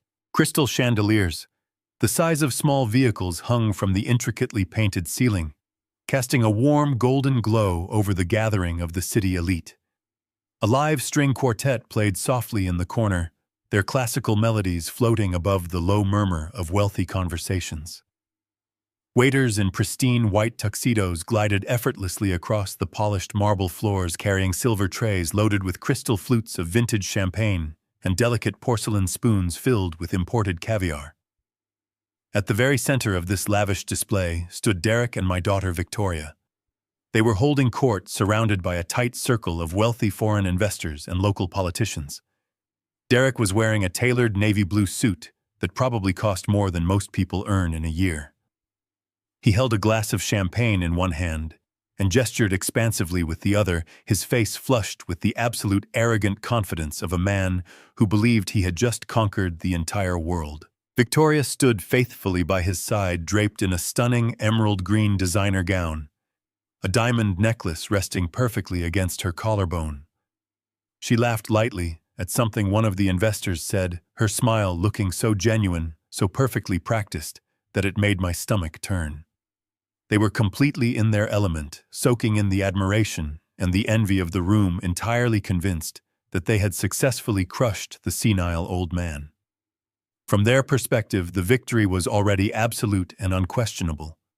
They firmly believed that I was still out in the freezing Mojave Desert, crawling around in the overgrown weeds on my hands and knees, desperately searching for a metal lockbox that did not even exist. They thought my spirit was completely broken, my mind rapidly deteriorating into a pathetic state of absolute confusion and terror. They were celebrating not just a business deal, but the successful theft of my entire life savings and the impending erasure of my legal existence. Derek raised his glass high, tapping the edge with a silver spoon to draw the attention of his wealthy audience. He spoke with a smooth, magnetic charisma, painting a vivid, breathtaking picture of his visionary smart city. He described lush, sprawling golf courses, massive artificial lakes, and endless rows of futuristic luxury homes rising from the barren desert sand. He pointed toward a massive illuminated architectural model situated in the center of the ballroom, detailing the incredible return on investment his partners were about to experience. The investors nodded in greedy agreement, captivated by the beautiful illusion he was spinning. They had absolutely no idea that the brilliant visionary standing before them was drowning in catastrophic debt to a violent underground syndicate. They had no idea that the magnificent $8 million Bel Air mansion Derek used to project his wealth was currently facing foreclosure due to forged signatures.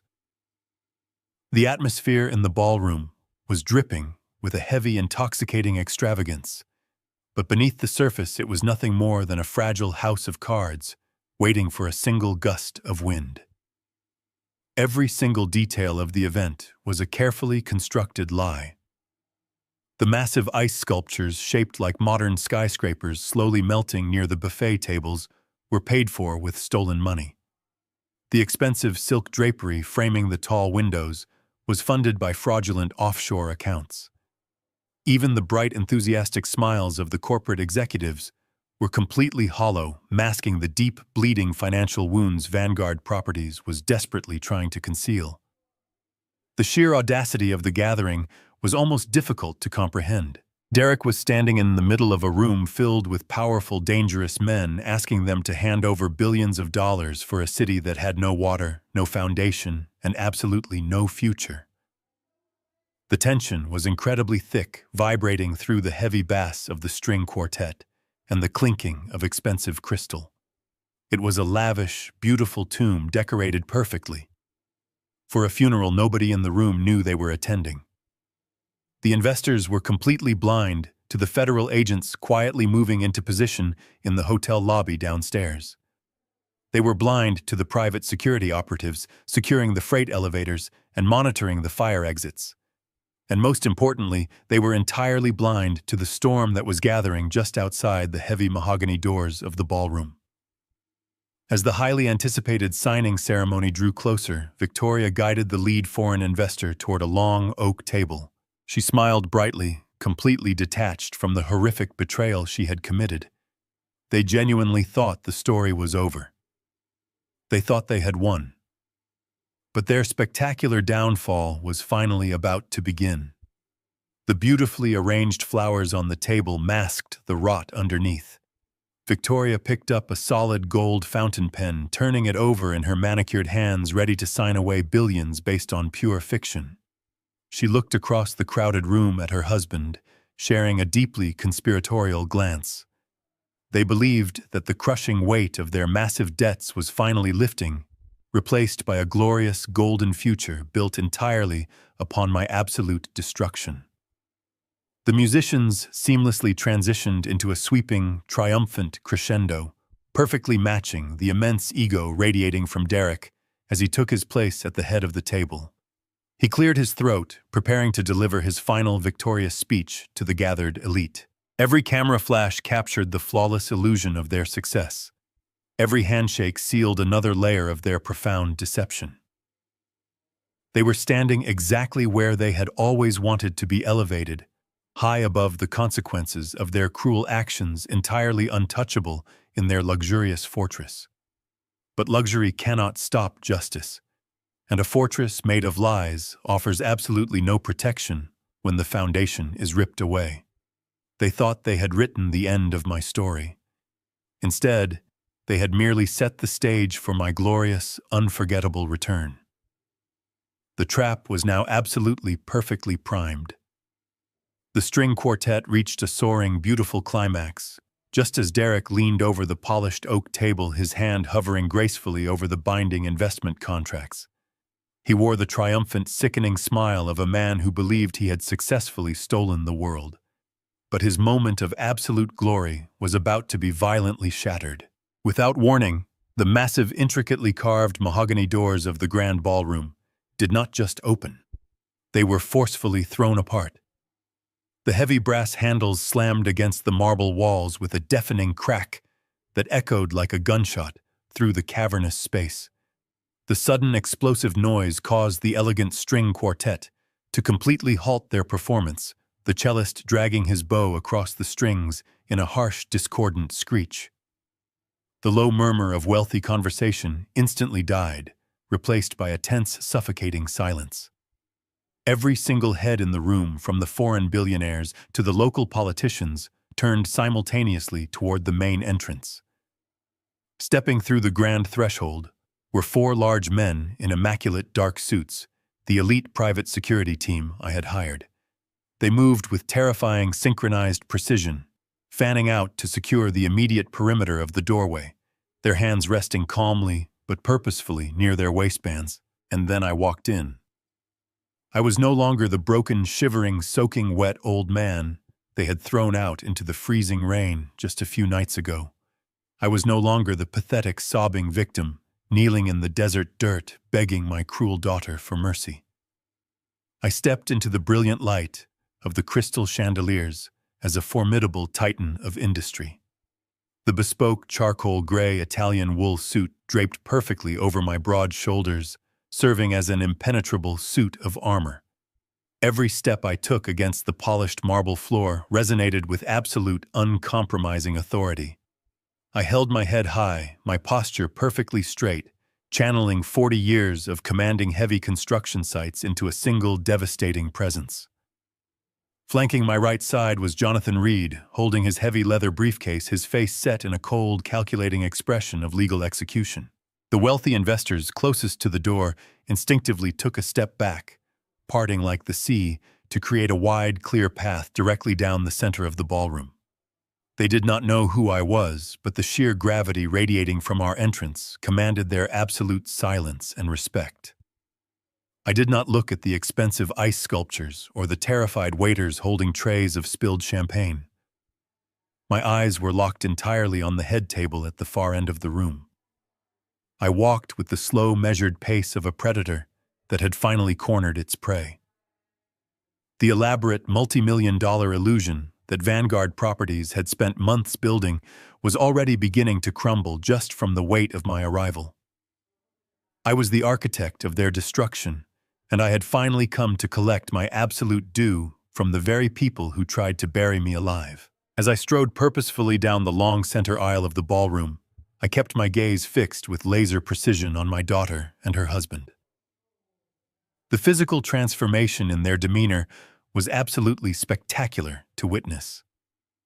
The smug, arrogant confidence that had defined Derek for years instantly evaporated into the heavily air-conditioned atmosphere.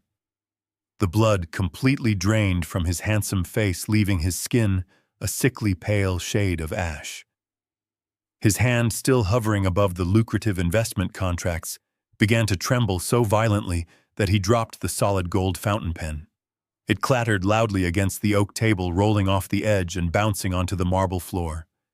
Beside him, Victoria looked as though she had just seen a ghost rise directly from the grave. Her jaw was unhinged, her eyes wide with profound shock and uncontrollable panic. This was the exact moment their meticulously crafted reality broke. They had been certain I was rotting in the Mojave Desert, entirely powerless, and waiting to be locked in a psychiatric ward. Seeing me here flanked by elite security and radiating wealth completely short-circuited their deceitful minds. They were paralyzed by the terrifying realization that they had fundamentally miscalculated their enemy. I did not stop walking until I reached the very front of the room, standing just feet away from the head table. Derek opened his mouth to speak, perhaps to order security to remove me, but no sound came out of his dry throat. I stepped past him, ignoring his trembling form, and walked directly up to the presentation podium. I did not ask for permission. I reached out and took the microphone from its silver stand.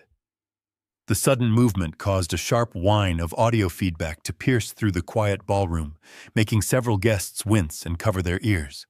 I adjusted my silk tie, placed my hands firmly on the wooden podium, and looked out over the sea of confused faces.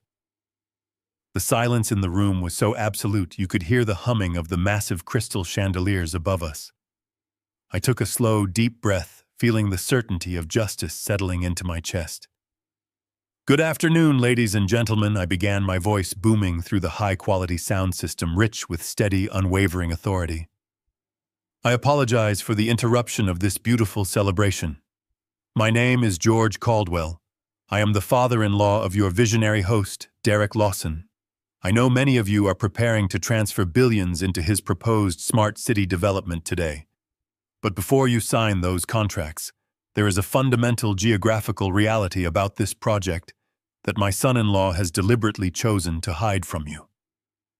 I paused, letting the heavy weight of my words sink into the minds of investors. I glanced sideways at Derek, who was sweating profusely, his eyes darting toward the exits. His empire was built on a foundation of lies, and I was about to pull the final pin. I reached into the inner pocket of my charcoal suit and retrieved my secure device.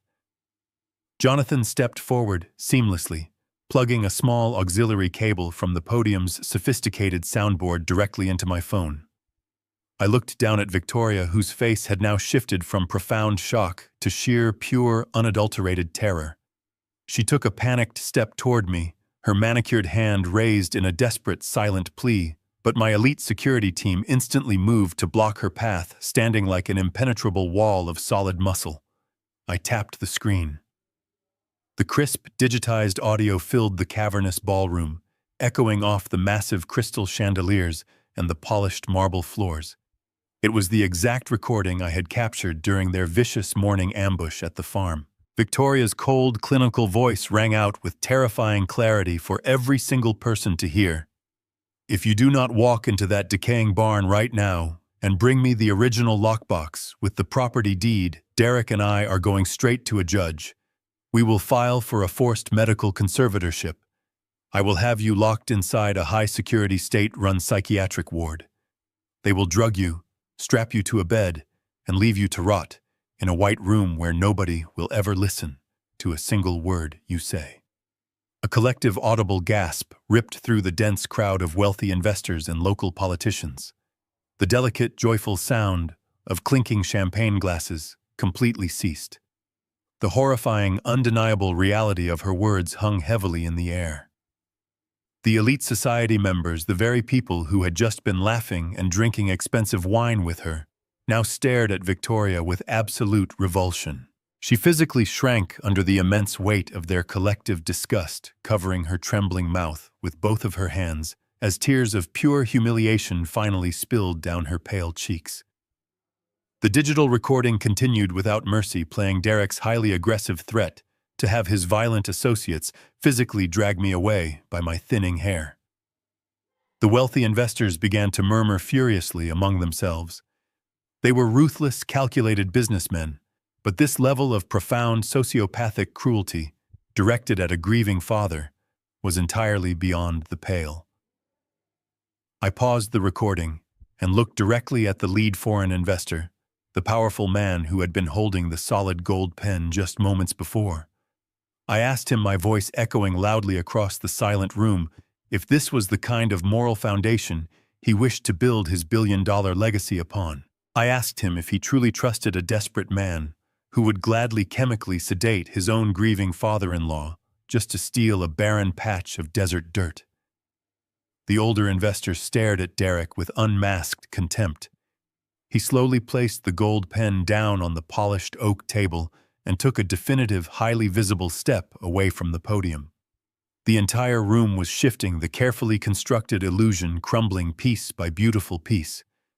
But the emotional betrayal was only the very beginning of their absolute ruin. I signaled to Jonathan, who unlatched his heavy leather briefcase and retrieved the massive, thick geological survey map Diane had meticulously hidden inside her underground vault. With a swift, highly practiced motion, Jonathan unfurled the heavy parchment across the wooden podium, letting it drape over the edges for the entire front row of wealthy investors to see clearly. I leaned into the microphone once more, my voice cutting sharply through the rising tide of angry, confused whispers. I instructed the investors to look closely at the complex topographical lines and the deep blue shaded areas indicating the massive subterranean aquifer. I explained that Derek Lawson had promised them a futuristic revolutionary oasis, a sprawling smart city with artificial lakes, lush golf courses, and endless water reserves. What he conveniently failed to mention to his financial backers was that his fraudulent company did not actually own a single drop of that precious water. I pointed a steady, unwavering finger at the thick red circle on the map marking the exact location of my supposedly dilapidated farm. I declared loudly that the only viable massive water source for the entire desert region sat directly beneath the property my late wife had legally left solely to me. Derek had secretly spent millions of dollars drilling dry holes, desperately trying to secure an alternative source before this very signing ceremony. But he had completely and utterly failed. He was standing here today, standing in front of the world, asking for billions of dollars in foreign capital to build a massive luxury city that would never ever have running water. The shocked murmurs in the crowd instantly erupted into outright furious shouting. Several powerful investors slammed their hands furiously on the oak table, demanding immediate, truthful answers from Derek. He tried to speak, his voice cracking pitifully as he stammered out weak, pathetic excuses about pending municipal negotiations and imaginary alternative pipelines. But I cut him off, my voice booming over the sophisticated sound system with devastating, absolute finality. I announced to the chaotic room that there would be absolutely no negotiations. I looked Derek dead in the terrified eyes, watching the very last remaining shred of his arrogant, deceitful ego shatter into a million irreparable pieces on the marble floor. I publicly declared that the invaluable water rights beneath the Mojave Desert would never, under any circumstances, belong to Vanguard Properties or any of his desperate, fraudulent shell companies. I held up the true, legally binding and certified will that Diane had left inside the biometric safe. I told the furious crowd that the land belonged to me, and I would rather let the burning desert swallow it whole than let a single drop of that water flow into a fake city built on deceit, elder abuse, and catastrophic financial fraud. The lead investor picked up his heavy leather portfolio, signaled aggressively to his legal team, and began marching toward the ballroom exit. As the lead investor pushed his way through the stunned crowd, the absolute finality of the ruined deal finally pierced through Victoria's shock. She completely snapped. Her carefully manicured facade crumbled into an ugly mask of sheer, unadulterated panic. She lunged forward, nearly tripping over the hem of her expensive emerald gown, and snatched a microphone from a secondary stand on the table. Her voice, stripped of all its fake honeyed charm, echoed harshly through the ballroom. "Stop him!" she screamed, pointing at the exiting billionaire. "Please do not listen to a single word this man is saying. He is completely out of his mind." She dug into her clutch and pulled out the crumpled piece of paper she had forced me to sign in the rain just nights ago. She waved it wildly in the air like a desperate flag of surrender. "This is a legally binding power of attorney," she shrieked, her voice cracking under the immense strain. "My father is severely ill. He is suffering from advanced dementia caused by the sudden death of my mother. He does not know what he is talking about. He does not own anything, and he has absolutely no legal capacity to make any statements regarding Vanguard Properties or the water rights." She turned her frantic eyes toward the bewildered hotel security staff gathered near the edges of the room. "Remove him immediately," she commanded, stamping her heel against the marble floor. "I am his legal guardian, and I am ordering you to escort this man out of the building. He is a physical danger to himself and to everyone in this room. Call the authorities and have him committed right now." Derek, completely paralyzed by his own impending doom, could only watch as his wife descended into a public, humiliating frenzy. The wealthy guests simply stood there, in a state of morbid fascination, watching an elite socialite completely lose her grip on reality. I did not move a single muscle. I stood at the podium staring down at my daughter with profound pity and absolute disgust. She genuinely believed that her cruel, forced signature was still her ultimate trump card. But she had entirely forgotten that the brilliant woman who raised her was always 10 steps ahead. The private security operatives I had hired immediately stepped forward, forming a highly disciplined physical barrier. The hotel guards wisely decided to stay completely out of the conflict. Victoria realized her commands were falling on deaf ears. She frantically searched the faces of the remaining crowd for any sign of support, but she found absolutely nothing except harsh, condemning judgment. She was entirely alone, standing on a stage that was rapidly catching fire. Before Victoria could unleash another desperate scream, Jonathan Reed moved. He stepped out from my right side, calmly adjusting his tailored suit jacket, and walked directly up to the edge of the polished oak table. He did not need a microphone to command the room. His deep voice possessed the cold, surgical precision of a seasoned litigator preparing to deliver a fatal blow. "Mrs. Caldwell," he said, his tone utterly devoid of any human sympathy, "I strongly suggest you lower your voice and put that piece of paper away before you embarrass yourself any further." Victoria glared at him, clutching the power of attorney tightly against her chest. "Who are you?" she spat viciously. "I am Jonathan Reed, senior partner at Reed & Associates and the personal legal executor of your late mother's entire estate," he replied smoothly. "And it is my professional duty to inform you that the document you are currently waiving is completely worthless."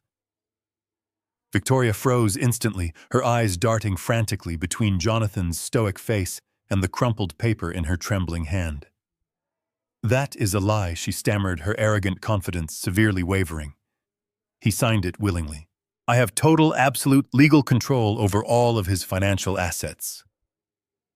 Jonathan offered a small, terrifyingly polite smile that did not reach his cold eyes. "You have control over the assets held directly in his personal name," he corrected her with flawless legal clarity. "But your brilliant mother, anticipating exactly this kind of predatory behavior, took careful legal precautions many months before she passed away.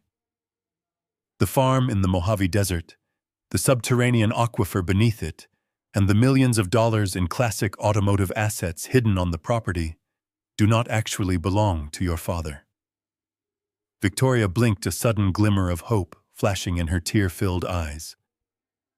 "Then they belong to the estate," she said quickly, "and as her only biological daughter, I have an immediate legal claim to that property." Jonathan slowly shook his head, looking down at her as if she were a remarkably dull student. He then delivered the absolute, undeniable kill shot. "No, Mrs. Caldwell," he stated firmly. "The farm and all of its invaluable associated assets were quietly transferred into a blind, irrevocable trust.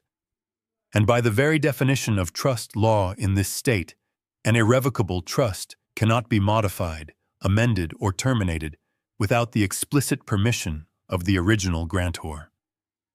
Since your mother is deceased, that highly secure legal structure is permanently locked in stone forever. Your father is the sole named beneficiary, allowing him full access to the resources, but he does not hold the direct title. Therefore, your fraudulently obtained power of attorney has absolutely zero legal jurisdiction over the land, the water, or the hidden wealth. It cannot touch a single cent of what Diane built. That document you are holding is nothing more than a useless piece of scrap paper. You own nothing. You control nothing. And you have absolutely no power here today." The deafening silence that followed his calm declaration was spiritually crushing. The final desperate lifeline Victoria had clung to was brutally severed. The piece of paper slowly slipped from her weak fingers, fluttering uselessly through the quiet air until it landed on the cold marble floor. Her knees finally buckled the unimaginable weight of her total defeat, bringing her heavily down to the ground. She had sacrificed her father and her entire soul for a kingdom made of ash and deceit. And right now, the cold wind of justice was blowing it all entirely away. As the useless piece of paper settled onto the cold marble floor, the final phase of our meticulously planned operation commenced. The remaining wealthy investors scrambled toward the exits, desperate to distance themselves from the collapse of Vanguard Properties. But before the heavy doors could close, a booming voice echoed over the chaos. "Federal agents, nobody move." From every entrance of the luxurious ballroom, men and women in dark tactical jackets poured into the space. The 2 senior FBI agents I met led the charge, their badges gleaming brightly. My private security team stepped aside, allowing authorities to establish total control in seconds. The elegant music was entirely replaced by the sharp commands of law enforcement. Derek stood completely frozen at the head table. The arrogant CEO who built an empire on lies now looked like a terrified animal. The lead federal agent marched straight down the plush red carpet, his eyes locked onto Derek with unwavering intensity. "Derek Lawson," the agent announced, his voice carrying immense weight. "You are under arrest for multiple counts of federal wire fraud, corporate embezzlement, and international money laundering." Derek instinctively took a weak step backward, his expensive shoes slipping slightly on the polished floor. He raised his hands in a pathetic gesture of surrender, his mouth opening and closing as he tried to formulate a defense, but his silver tongue had completely abandoned him. Two armed agents flanked him immediately, grabbing his tailored arms and forcefully spinning him around. The sharp, metallic click of heavy steel handcuffs ratcheting tightly around his wrists echoed perfectly through the silent, watching crowd. The magnificent navy blue suit he wore to project absolute power was instantly wrinkled and pulled out of shape as they marched him roughly down the red carpet. His humiliating downfall was completely public, witnessed by the elite society he so desperately tried to impress. He was not a visionary. He was just a common thief being dragged away in chains. I watched without a single ounce of pity as the federal agents escorted Derek toward the grand exit. The flashing red and blue lights of the federal vehicles waiting outside painted the lobby windows in a frantic, chaotic rhythm. He turned his head one last time, looking back over his shoulder toward the center of the ballroom. His eyes met mine, and in that fleeting moment, he finally understood the profound magnitude of his fatal mistake.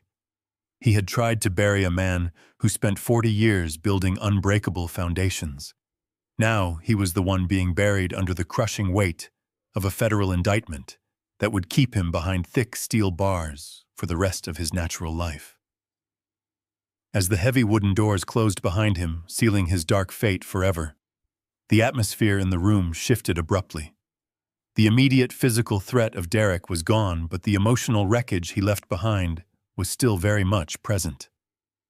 My attention slowly shifted down to the marble floor, where Victoria was still collapsed in a heap of emerald green silk. Her perfectly manicured hands clutched frantically at her designer handbag.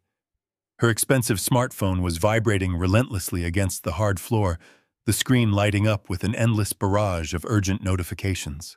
Through her hysterical, gasping sobs, she managed to swipe the screen and read the incoming messages.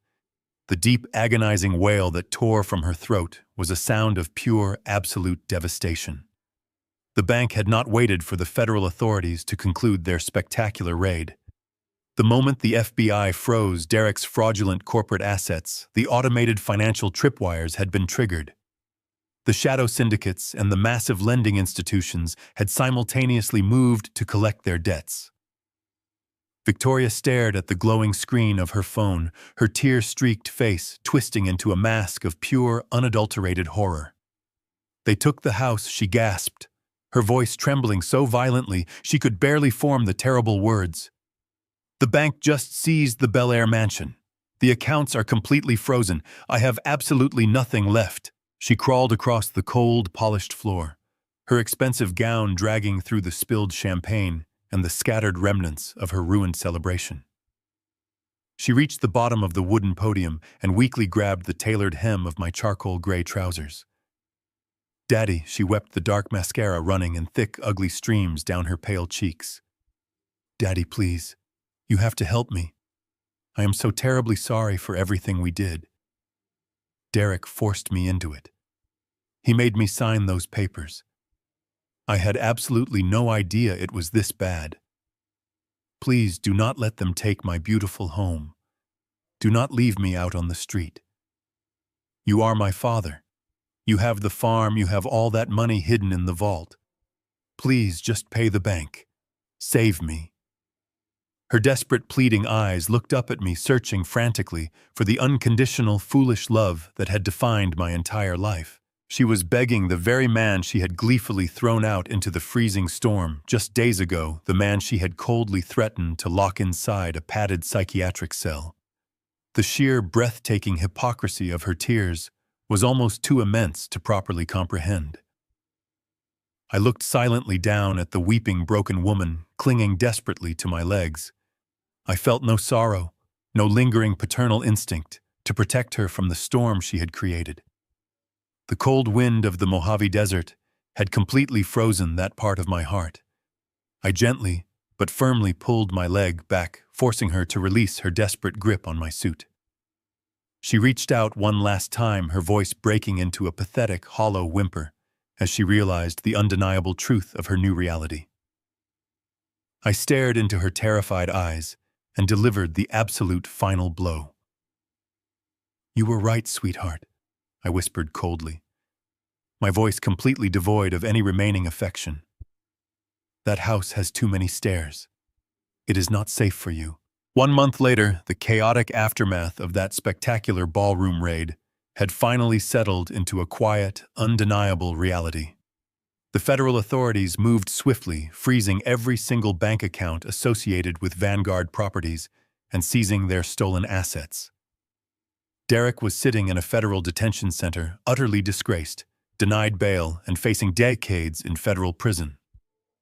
Meanwhile, Victoria was forced to move into a cheap, run-down motel on the dusty outskirts of the city, completely cut off from the luxurious lifestyle she had so cruelly tried to steal from me. I did not attend the preliminary hearings, nor did I answer the pathetic, desperate letters she sent to my attorney. I was entirely finished with the parasites who had tried to drain my life. Instead, I focused my energy on the magnificent legacy Diane had left behind. With Jonathan's expert legal guidance, I entered into negotiations with a highly respected international green energy firm. They understood the profound value of the Mojave Desert aquifer and wanted to develop a sustainable, environmentally conscious solar and water facility that would genuinely benefit the surrounding communities. We finalized a long-term lease agreement for the exclusive water rights. The final contract transferred $40 million directly into my secure accounts. It was a staggering, almost incomprehensible sum of money, far more than I could ever spend in my remaining years.